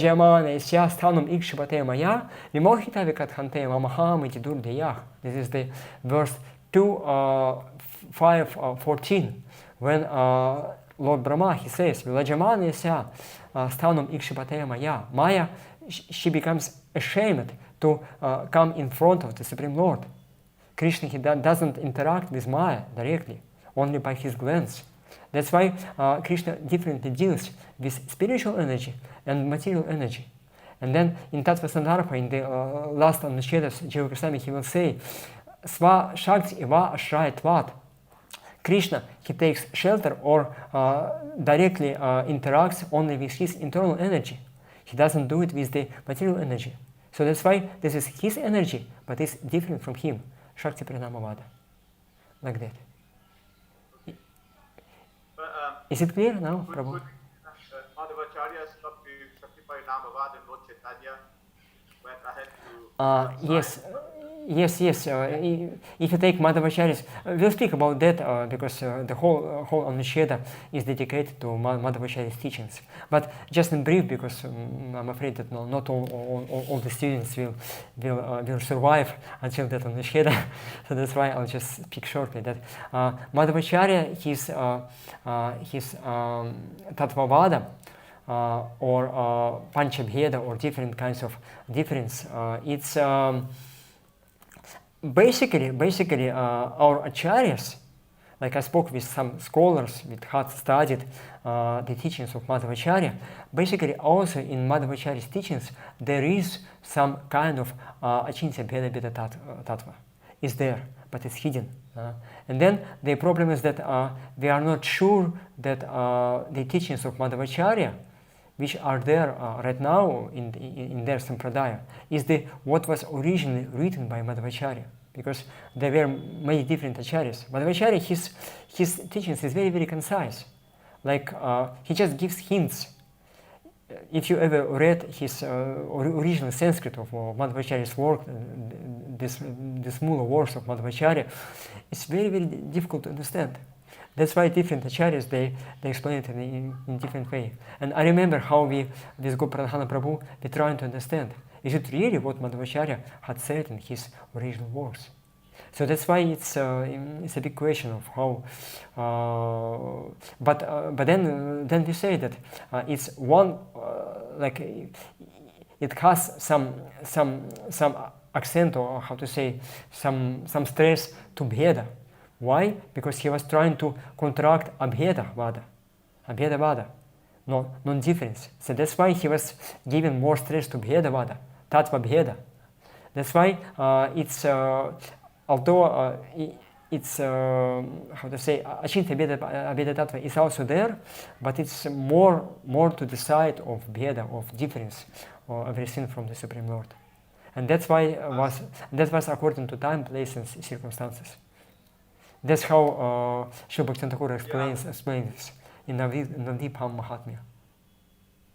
So as an example, for example, Lord Jiva Goswami is saying that Maya's book Real and Unreal, that is not reconciled in Shakti Parinamavad by Madhavacharya, but it is reconciled with Achintya Bheda Tattva. Am I right to say that? Yes, basically he speaks about Vishesha. This term, which is reused by Baladeva Pushana, Vishesha means special qualities which are there in the Absolute Truth, like that. It's a big topic, Advaita Krishna Prabhu. I'm afraid that if I go into it, we won't be able to study Tattva-sandarbha. Okay. Anyway, it's very, very interesting how to see. Yes, and I was trying to study this Madhva Sampradaya at some point of time, but then I understood that yes, you should be part of the Sampradaya to understand, to really understand what is the teaching of the Acharya. Otherwise, you will be trying to understand it from outside, and so it's impossible. But Desha Kala Patra, time, place, and Atikara qualifications of the people. According to the different acharyas, they give different, balance or combinations of Bheda and Bheda. And also, just this philosophy is very connected to the rasa. Like if you too much stress that we are different from the Supreme Lord, it brings us to the Ashwarya Bhakti, that he's God, he's supreme, and you won't be able to deal with him as Mother Yashoda or Shridama or Gopis, who can chastise Krishna, can beat him and so on. How can we beat the Supreme Lord? So that's why is there rasa, some particular mood which is there. And if you have some people who want to have that kind of relationship with Krishna, and that's why, for the sake of them, to convince them that this is the highest relationships, we have some philosophy which gives some particular balance between Bheda and Abheda. If you take it to, how to say, more to the side of Abheda, it will mean that Jiva and Supreme Lord, they will combine together, and we will have no bhakti relationship at all. So that's why we have one limit, like one extreme and another extreme, and in between there are different gradations of this, and those are four Vaishnava sampradayas: Vishishta Advaita, then Dvaita Vada, then Svabhaviki Bheda Vada, and what's more. So anyway, different gradations according to the moods of people who wants to worship Supreme Lord. So that's why rasa and tattva, is the same. They support each and others. They are interconnected between themselves. That's why we have different sampradayas. We have different people who wants to worship Krishna in a particular way. That's why we have philosophical basis for that, and we have teachings and we have practices to provide the achieving that goal. That's why. Is it clear now, Prabhu? Did I answer your question? Yes. Okay, thank you. So let us read the very first verse of Shri Tattva-sandarbha. As we said, it's the part of the Mangala Charana. And this is the verse from Śrīmad Bhagavatam. Very, very famous verse. 11.5.32. Krishna varnam tvisha krishnam sangopangastraparshadam yajñaik sankirtana prayar yajanti hi sumedhasaha. In the age of Kali, intelligent persons perform congregational chanting to worship the Lord, who constantly sings the names of Krishna. Although his complexion is not blackish, he is Krishna himself. He is accompanied by his associates, servants, weapons, and confidential companions. And it's very interesting that Srila Jiva Goswami, usually, often we see that whenever somebody writes a book, he, in the very beginning, he writes his own verse, like Srila Rupa Goswami. Akila Rasamrita Murti Prashamara Rucharuta Tharaka Palih Kalita Shyamala Lito Radha Prem Vidu Jayati. This is his own verse, in which he explains what is the topic of the Bhakti Rasamrita Sindhu. But Srila Jiva Goswami, he chooses to take as the very first verse to his book, Shat-sandarbha. It's not the first verse of only Tattva-sandarbha. Tattva-sandarbha is the first of the 6 sandarbhas. Basically, this is the verse which is the beginning of the whole 6 sandarbhas. And that's why Srila Jiva Goswami, he had particular goal while choosing that verse in the very beginning of his huge book. Like we said that Tattva-sandarbha is like Shat-sandarbhas, one of the name of it is Bhagavata-sandarbha.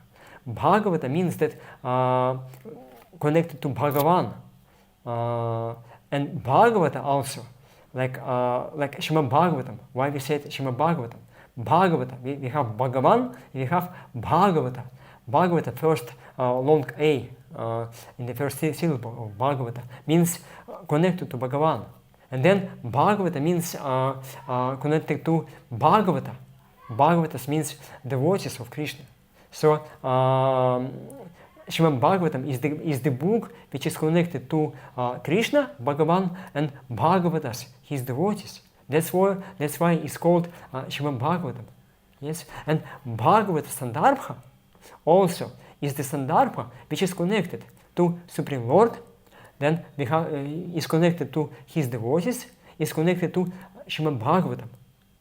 This is very interesting that in Sanskrit we have it's called tadita suffixes, which make a secondary name from the original name.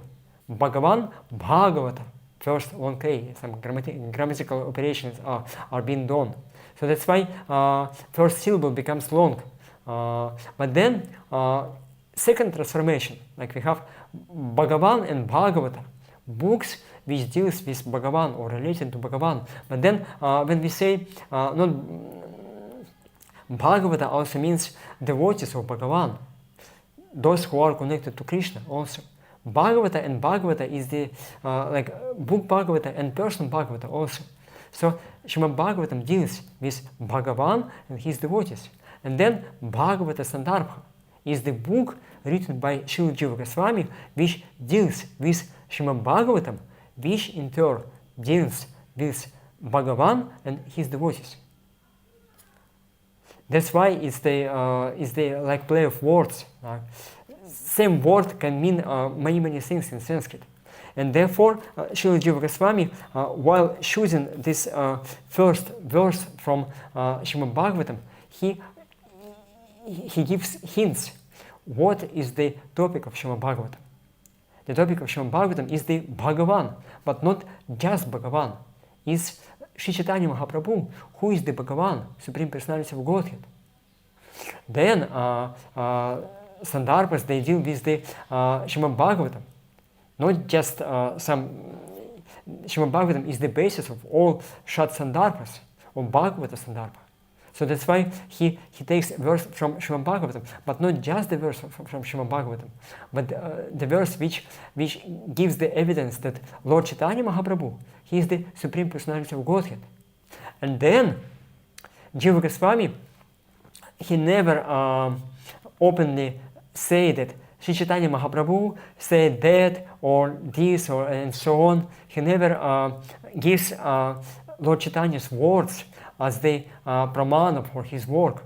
He uses shastric evidences. He doesn't refer to Lord Chaitanya as an acharya. But then the question arises, if Srila Jiva Goswami, he just quotes shastras, to which sampradaya he belongs. That's why he says that in this verse, which is speaking about Lord Chaitanya Mahaprabhu, as the one of the incarnations in Kali Yuga, that he is the Supreme Lord, that he is the his Ishtadevata or worshipable deity. And at the same time, that he says that I am the follower of Lord Chaitanya Mahaprabhu, which means that Sri Chaitanya Mahaprabhu, he is the founder of Gaudiya Vaishnava Sampradaya, that I belong to some particular Sampradaya. You see, one verse, 4 different reasons why he uses this particular verse. And this is also very important to understand that Lord Chaitanya, he is Chan Avatara, or the hidden incarnation in Kali Yuga. And this verse has been quoted also in the commentary to this verse by Gopiranhana Prabhu, and he takes what was spoken by Jiva Goswami in Sarvajna. This is verse from the 7th canto of Srimad Bhagavatam, 7.9.38.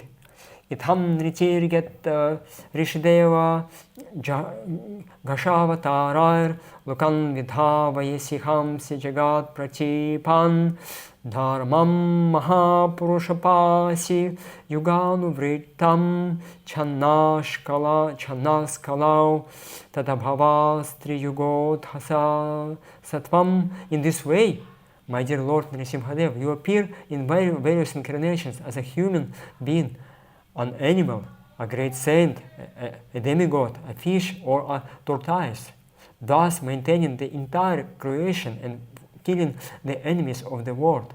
According to the age, O my Lord, you protect the principles of religion. In the age of Kali, however, you are unmanifested, and therefore you are known as Tri Yuga. Tri Yuga means that one who comes only in 3 yugas: Satya Yuga, Treta Yuga, and Dvapara Yuga, not in Kali Yuga. And in Kali Yuga, Channa Kalau, You are Channa. You come in Kali Yuga, but in disguise, not openly. And we know that Lord Chaitanya Mahaprabhu, when he was addressed as the Supreme Lord by his devotees, he was just used to block his ears and say, Vishnu, Vishnu, Vishnu, Vishnu, Vishnu, saying that this is an offense to him, to call him as a Supreme Lord, although he was a Supreme Lord. And especially in Chaitanya Bhagavata, Sri Vrindavan Das Thakur, he gives many evidences how Lord Chaitanya, he proved his divinity to different devotees.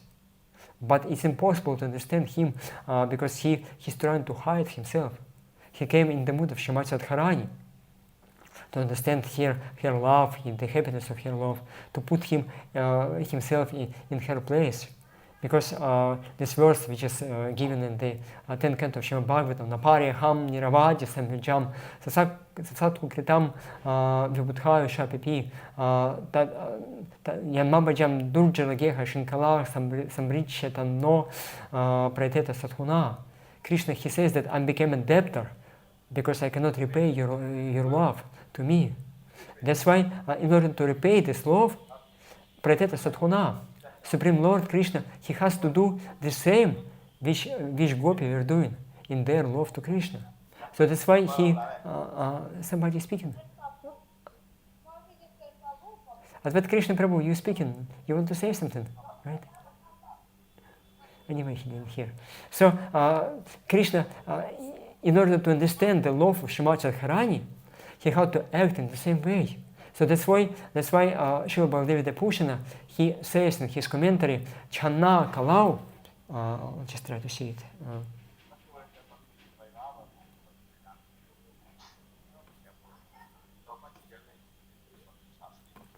Advaita Krishna Prabhu, you need to mute yourself. Yes, he says, Baladevi Pushana, Channatvam cha presi tvisha vritatvam bodhyam. That Krishna, he's Channa, he is hidden in Kali Yuga, which means that he is covered by the presi tvisha, the color or effulgence which comes from his presi. He doesn't speak which presi, but we can understand that this presi is Srimati Radharani himself. Krishna, he came in the mood of Srimati Radharani to understand her love. So that's why Channa, he's hidden in Kali Yuga. And Srila Jiva Goswami, he gives different quotations from Brihat Naraji Purana, which also says that Krishna is not coming in Kali Yuga. Pratyaksha Drupadrik Devo Drishyate Nakalau Harihi. That Supreme Lord, he's unmanifested or he's invisible in Drishyatena Kalau Harihi. We cannot see him in Kali Yuga. Kritadrish evatena iva tri yugah paripart hyate. And therefore he is manifested only in three yugas. Kalau ranteche samprapte kalkinam brahma vadinam anum pravishya kurute Vasudeva jagat schitim. That Supreme Lord Vasudeva, he enters in the body of Kalki, and he jagat schitim. He establishes the universal order, dharma, at the end of Kali Yuga. But then Srila Jiva Goswami, he says that although Vishnu Dharmottara Purana and different scriptures, they say that Krishna doesn't manifest in Kali Yuga, Jiva Goswami explains in Sarvajna that it refers to the Kali Yugas in which Krishna, as the source of avatars, we have avatars, we have avatari, the source of all incarnations. Krishna, Krishna to Bhagavan Swayam Bhagavan Shri Krishna. In different Kali Yugas, in other Kali Yugas, Krishna doesn't come. And he comes only once in the day of Lord Brahma. Like Krishna, he came in this Kali Yuga, and actually what happened, he stayed in this material world for 125 years. And last few years of his life, they were like he came at the end of Dvapara Yuga, but he also touched first few years of the Kali Yuga. So that's why he came also in the Kali Yuga, we can say like that. And then he came, and then he understood that Krishna speaks in Bhagavad Gita, Sarvadharmam paritijam amakam sharanam raja aham tvam sarvabhyo moksheshami mashuchaha. He put this condition that in order to get his mercy, one should surrender completely to himself. So that's why Krishna, he gave bhakti, pure bhakti, to many living entities, not only to those who had surrendered to him. And Lord Chaitanya, he comes in the mood of Karunamaya Radha, Shrimati Radharani, who is very merciful to all the living entities. And she wants to push themselves to associate with Krishna. Although she herself, she gives most pleasure to Krishna. And all other associates in Vrindavan, they want her to be always with Krishna. But she is not selfish. What she wants everybody to have the same relationship with Krishna. So that's why she is the original preacher of Krishna consciousness. She gives opportunity to associate with him to everybody. And because Lord Chaitanya, he had to understand the mood of Shrimati Radharani, he had to act in the same way. That was his repaying the debt to the gopis, especially to Shrimati Radharani. And therefore, he was giving bhakti to each and every living entity. And that's why he came, same Krishna, he came in Kali Yuga as Lord Chaitanya Mahaprabhu. And this verse says from 11th canto, Krishna Varnam, Krishna Varnam, Krishna Varna. Krishna Varna means like we have Brahmana Varna, Kshatriya Varna, Shudra Varna, or Vaishya Varna. Varna means society, Varna means some species of life, some group of existence. And Krishna Varna means the Varna of Krishna, that he is not Jiva Tattva, he is Krishna Tattva. Then Krishna Varnam. Krishna Varna means that some syllables in the name of Sri Chaitanya Mahaprabhu. There are Krishna's syllables of Krishna's name. Sri Krishna Chaitanya. That's his sannyasa name he received from Keshava Bharati Maharaj. That's why Krishna Varnam means that in the name of him there are syllables of Krishna's name. Then Krishna Varnam. Krishnam Varna iti Krishna Varna. He always speaks about Krishna. Krishna is on his lips. Krishna, Krishna, Krishna, like his holy name, the Krishna Katha. Lord Chaitanya, he never did any prajalpa, he was always speaking only about Krishna. So that's why Krishna Varnam means that he is like in different way, that he is Vishnu Tattva, not just some Jiva Tattva. Visha Akrishnam, although his effulgence is not Krishna. And Jiva Goswami, he quotes this verse from the 10th canto, Srimad Bhagavatam, 10th 8:13, in the name giving, Namakarna ceremony given by Garga Muni. And Garga Muni, he speaks about Krishna to Nanda Maharaj, 10:8:13. Asan varnastva trayo hyasya grinato nu yugam tanuhu shukla raktas tatha pita idanim krishnatam gataha. Your son Krishna appeared previously in 3 different colors, assuming a form according to each age. He had been white, red and yellow, and now he is dark blue.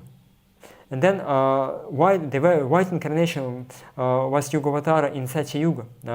Red one, Lord Yajna, is Hamsa is Satya Yuga. Then red one was Lord Yajna in Treta Yuga. And dark blue, Krishna, is the Yugavatara of Dvapara Yuga. Because this verse was spoken by Garga Muni to Nanda Maharaj when Dvapara Yuga was still there. It was the end of Dvapara Yuga. And Idanim Krishnatam Gataha. Now he's Krishna, and before that he was white, red and yellow. So that's why the only remain color, Visha Akrishnam, means that Lord Chaitanya, he is the Krishna, but his effulgence, his bodily color is not Krishna, means black. Means that he has some different color. And then according to this verse, black was there, red was there, and white was there. So only yellow remains. But then question arises, why Gargamuni, he speaks in the past. In the past, your son was red, white, and yellow. But we know that Lord Chaitanya, he is yellow in Kali Yuga. And Jiva Goswami, he speaks about that in his commentary, Anya Kali Yuga Apekshaya. It refers that to other Kali Yugas, in which Krishna was coming in the yellow. That's why we have different Kali Yugas, many circles, and because Lord Chaitanya didn't come yet at the time when Gargamuni he was speaking to Nanda Maharaj, but he knew that in previous Kali Yugas, means previous Kali Yugas, previous days of Lord Brahma, because about Lord Chaitanya there are some scriptural evidences that he is yellow in color and he's coming in Kali Yuga to preach pure devotional service. So that's why Gargamuni, he knew about that. And he told that before in another Kali Yugas, your son was coming in the yellow color. That's why. And then Krishna Vanam Tisha Krishnam Sangopan Gasta Parshadam. And he came along with his Anga, Upanga, Astra, Parshada, to his associates, his weapons, his energies, and so on. And Jiva Goswami explains this. This refers to Advaita Acharya, to Lord Nityananda, to his associates, which are actually the part of the internal entourage of Krishna in the spiritual world. And then Yajna Sankirtana Prayar, Yajantihi Sumetkhasach. And most intelligent people, they worship this Lord Chaitanya by yajnas. Which yajnas? Sankirtana Praya. Sankirtana Praya yagya. Mainly Sankirtana yagya. And Jiva Goswami, he speaks what is Sankirtana, Bahutvam, Militvam, Nama, Tadgana Kirtanam, Sankirtanam. When many people come together and they glorify the Supreme Lord, that's the Sankirtana Yagya.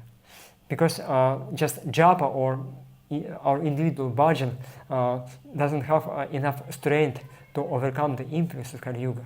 Sankirtana Yagya means that devotees come together. They speak about Krishna, they glorify him, they chant his holy names. And Srila Jiva Goswami, he will be explaining in the Tattva-sandarbha about the importance of chanting of the holy name. He, as the main, he says that although another practice of devotional service are also being practiced, but Sankirtanye naiva yogitvam. He says that they have to be followed, they have to be accompanied by the chanting of the holy name. So that's the main yajna, which is it should be there. And then in Bhagavata-sandarbha 46 Anucheda, Srila Jiva Goswami, he speaks about the qualities of the holy name, and he says that holy name is svatantra. Krishna can manifest in the holy name, cannot manifest. Kali Yuga Namarupi Krishna avatar Nama Hoite Hoi Sarvajna Nistara. In Kali Yuga, the avatar of Krishna is the holy name. It's not different from him. And avatar means that Krishna can come and he cannot come. Like Srila Bhaktivinoda Thakur, he speaks in the Harinama Chintamani that if Krishna doesn't manifest in the holy name, in just Nama Akshara, the syllables of the alphabet, Krishna, Rama, Hari, and that's all. Empty names, like no Krishna is there. So that's why Jiva Goswami, he says that one should chant the holy name with love, with devotion. Only then Atakshi Krishna Namadi Nabavet Grahim Indriyaich Sivan Mukhehi Jihvadav Svayama Aspurachadah. We cannot pronounce the holy name by our karmendriyas, our tongue and so on. We cannot hear the holy name by our gyanendriyas, like ear and so on. It's impossible. Atakshi Krishna Namati Nabavet Grahim Indriyaich. No, but Seva-mukhe hijikhvata svayama sporatidach. But when one develops seva-umukha, this devotion in the heart, svayama sporatidach, the holy name will manifest in his heart, in his lips, in his tongue. Vyaktim Bhagavati Maha Sakshat Narayana Svayam Ashtakshana Sarupena Mukishu Parivartate. In Chaitanya Charitamrita, this verse has been quoted by Lord Chaitanya, that when one chants the holy name, Krishna dances in the tongue of this devotee. So that's why in Bhagavata-sandarbha, Jiva Goswami, he says that we can worship Lord Chaitanya only by those holy names, by that chanting in which Krishna agreed to appear, not just external chanting, not just by some particular melodies or some particular playing musical instruments, but chanting with devotion. There's the another explanation of Sankirtana Yagya. Not just Sankirtana, when many devotees come together and chant, but Prema Nama Sankirtana. That's why we say that Lord Chaitanya, he gave Prema Nama, so Prema Namamrita Atsudarah. He gave the Prema which is imbibed or included, infused in the syllabus of the holy name. And in order to chant the pure Nama or Shuddha Nama, we have to copy it, how to say, or manifest the same mood in which Lord Chaitanya, he was chanting the holy name. That's the Prema Nama Sankirtana. Therefore, we need to hear about Krishna, who he is. We need the Nama Tattva knowledge about the holy name. Krishna Namira Mahima Sadhu Shastra Mukhi Haya Namira Madhuri Alchakaham Nahitumi. In Chaitanya Charitamrita it is said that Krishna Namira Mahima, we should hear about the glories of the holy name from the Shastras, from the Sadhus, those Sadhus who experience the real holy name, who chant the pure Shuddha Nama. Namira Madhuri Aichikaham Nahitumi. Otherwise, we won't be able to experience the real sweetness of the holy name. So that's why only by that yagya, that's the yagya, Sankirtana yagya, Prema Nama Sankirtana yagya, when many devotees, Premika Bhaktas, or devotees who are trying to develop this Prema Bhakti, this proper mood, Swarupa Siddhana Mabhas or Shradhana Mabhas, which is the proper mood in chanting the holy name. They chant with the aim of praising Supreme Lord. Only by that yagya we can actually worship Sri Chaitanya Mahaprabhu.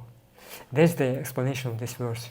And there are many different kind of another explanations, but our time is limited, so that's why I just gave most important of them, so that we could understand why Srila Jiva Goswami, he takes as the very opening verse of his huge work, crucial important work for the whole Sampradaya, he takes the verse from Shrimad Bhagavatam. And then I'll just read what he speaks about that in Sarva-samvadini. He says in the second verse, Athashi Bhagavata-sandarbha namanam grantham arambhamano maha Bhagavata kotti bahir antar drishti nistankita bhagavad bhavam ninja avatar prachara pracharita swarupa bhagavad pada kamala valambi durlabha prema piyusha maya ganga pratvaha sahasram swasam pradaya sahasradhidaivam Shri Chaitanya, Shri Krishna Chaitanya Deva Namanam Shri Bhagavantam Kali Yugi Asmin Vaishnava Jano Pasyava Taratayartha Vishesha Lingitvena Shri Bhagavata Padya Samvadena Stauti Krishna Varnam Iti. It's a huge word, this is one sentence. You can understand. One sentence of statements of Jiva Goswami. This is from Sarva-samvadini. As we said that in Sarva-samvadini, Jiva Goswami, he explains most complicated things. And the basis of this, the translation is that in the book named Shri Bhagavata-sandarbha opens with the verse from Shrimad Bhagavatam, Krishna Varnam, a verse affirming and praising Shri Krishna Chaitanya Deva as the personality of Godhead, that he is Supreme Lord, not just some devotee, some saint. A verse graced by the special sense that here is the Lord worshipped by Vaishnavas in this age of Kali. It's not just some incarnation of the Lord. It's the Yugavatara, it's the Supreme Lord, which is the the object of all our worship, then that He is the Supreme Lord is self-evident to the external and internal vision of millions of great devotees. Only devotee can understand Him as He is, only by bhakti. Like in Chaitanya Charitamrita, we read how Gopinath Acharya, he was speaking with Sarvajna Bhattacharya about whether Lord Chaitanya is Supreme Lord or not. And finally, Sarvajna Bhattacharya, he was given some verses from Shastras. Gopinath Acharya, he was trying to prove it, and then they couldn't come to the conclusion. And then lastly, Gopinath Acharya, he says, he quotes verse from Шримад Бхагаватам, 10th canto. Адхапити дева падам боча двоя прасада рішану грехита евахи. Janati Tattvam Bhagavan Mahimno Nachanya Kopi Chiran Vichanman. Only one who receives just one drop of mercy of the Supreme Lord can understand the greatness of His personality. That's why he told Sarvajna Bhattacharya, only by devotion you can understand who Lord Chaitanya is. And then we know that Sarvajna Bhattacharya, he surrendered to Supreme Lord, to Lord Chaitanya, and then he understood, wow, you are God, wow, you came to this world. He was very much amazed, and then he wrote a few verses glorifying Sri Chaitanya Mahaprabhu. So Jiva Goswami, he says that just by internal and external vision of great devotees, only then can understand that Shri Krishna Chaitanya is not just some kind of sannyasi or saint, that He is the Supreme Lord. Then he says, by revealing Himself in this descent, Lord Chaitanya spreads thousands of Ganga-like rivers filled with the intoxicating nectar of the rarest pure love.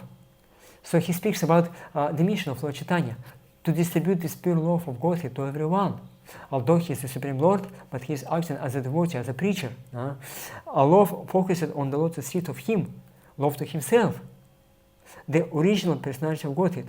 And then he says, thus He founded thousands of disciple lines for which He is the worshipable deity. So in this way, Jiva Goswami, he says that He is the Supreme Lord, He is Krishna, who came in Kali Yuga. He is the Ishta Devata of all the people in Kali Yuga, and devotee, they can understand Him as He is. And then Lord Chaitanya, He is the founder of Gaudiya Vaishnava Sampradaya. Many disciple clients, and I, Jiva Goswami, one of the branches of this disciple client. He's part of Gaudiya Vaishnava Sampradaya. So basically, just one verse is an affiliation of Rupa Goswami to the particular Sampradaya which coming from Sri Chaitanya Mahaprabhu. But he is not openly saying about that he's the Supreme Lord, he is the Acharya, is hidden, because he just quotes verse from Srimad Bhagavatam. He doesn't say it openly. He speaks about that as an explanation in the Sarvajna, which is kind of commentary. But in main text, he's not speaking about that. You see how subtle Jiva Goswami.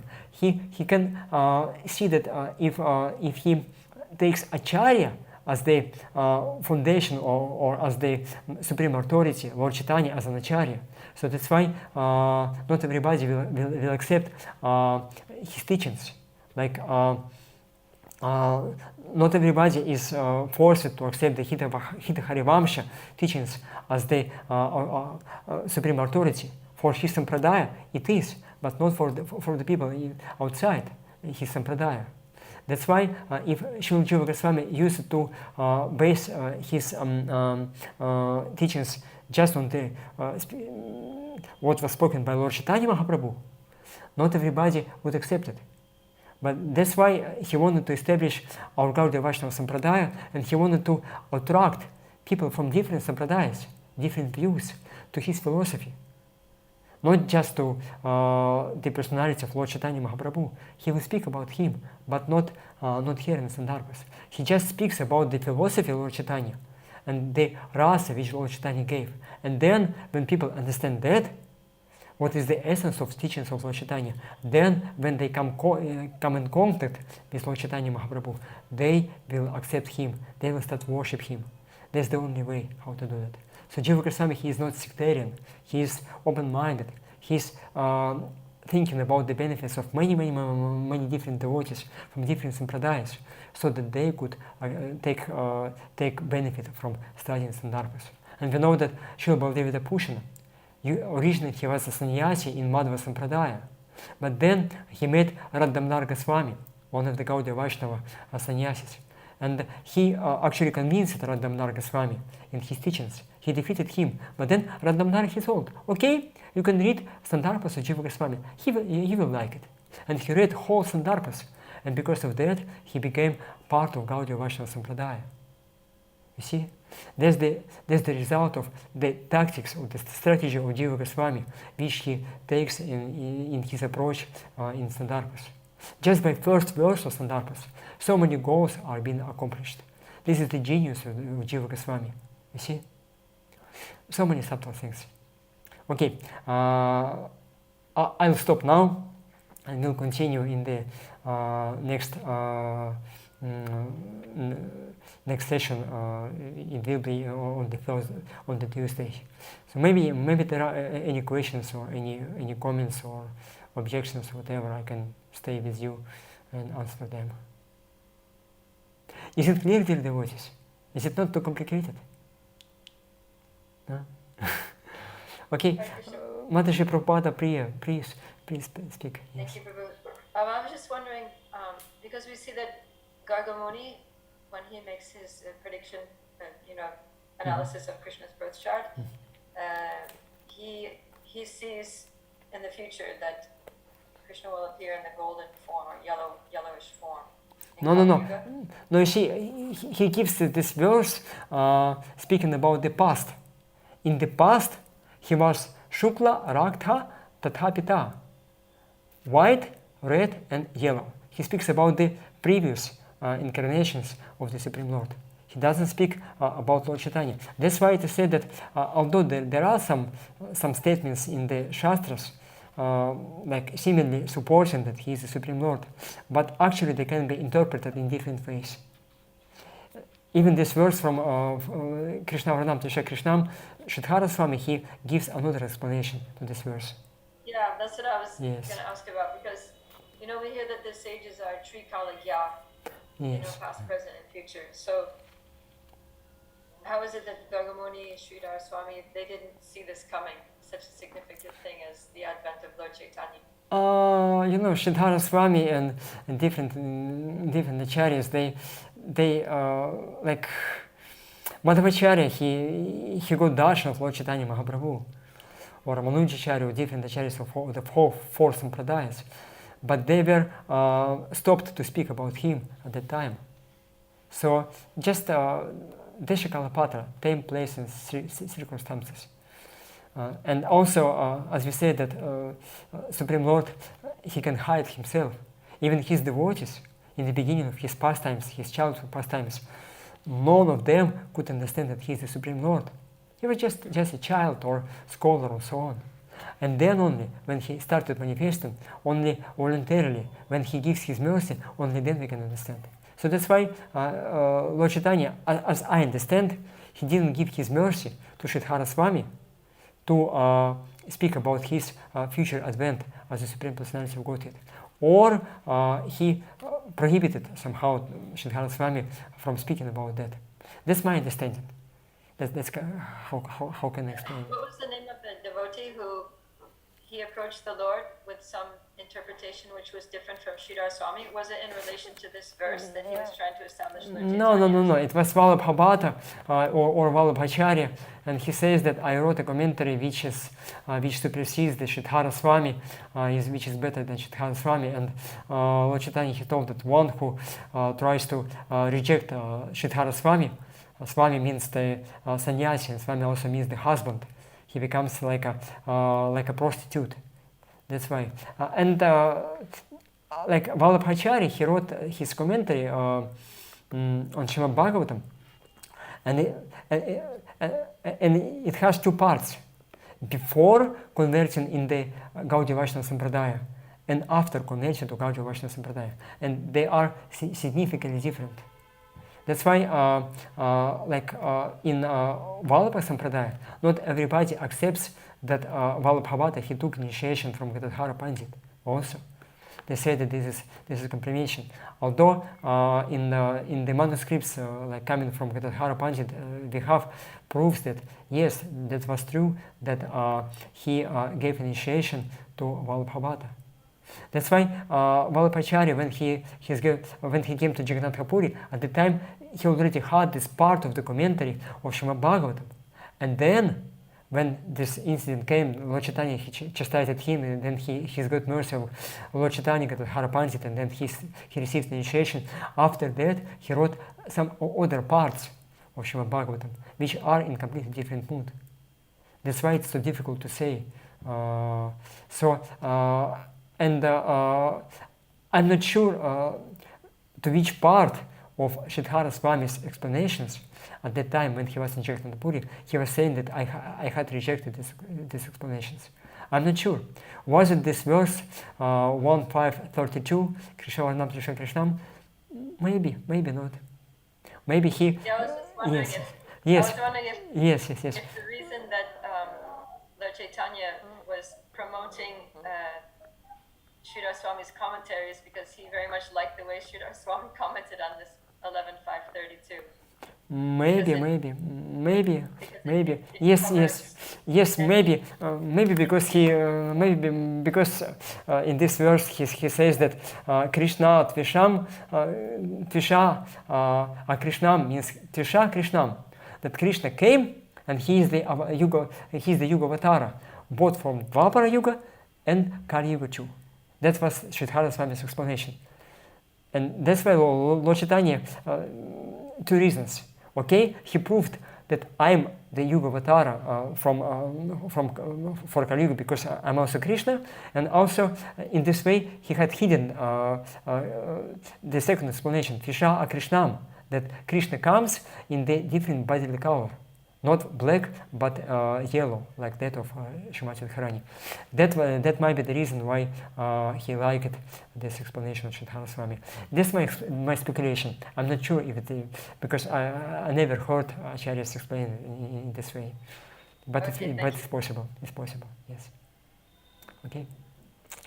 Mataji Kasturika, please, you have the hand raised. Prabhu, also in the book it is given that Sridhar Swami has written that way because Krishna and Chaitanya Mahaprabhu comes on the 28th day, 28th cycle of the... Yes, thank you. Yes, thank you for that explanation. Yes, usually in Kali Yuga Krishna doesn't come as an avatar, but in one Kali Yuga, in the day of Lord Brahma, he comes. That's why Sridhara Swami's explanation is also bona fide. Krishna doesn't come in Kali Yuga. You see? And Dvapara Yuga Avatara is the same Yuga Avatara for Dvapara Yuga and for Kali Yuga also. Like that. Yes. Thank you. Okay, maybe let's stop now because I don't want to overuse your patience. We already 20 minutes late, so thank you very, very much, dear devotees, for your attention, your questions, your interest to the Tattva-sandarbha. Again, please forgive me for my pronunciation, maybe. I was trying to speak more slowly today. I don't know, was it better or not? Just, I hope I will improve in the course of our teachings. So, thank you very much. Grantaraja Shri Tattva-sandarbha ki jai, Shri Jiva Goswami Prabhupada ki jai, Shri Prabhupada ki jai, Sveta Bhakta Vrinda ki jai, Gaura Premanandi, Hari Hari. All glories to the assembled devotees. Hare Krishna, devotees. Thank you.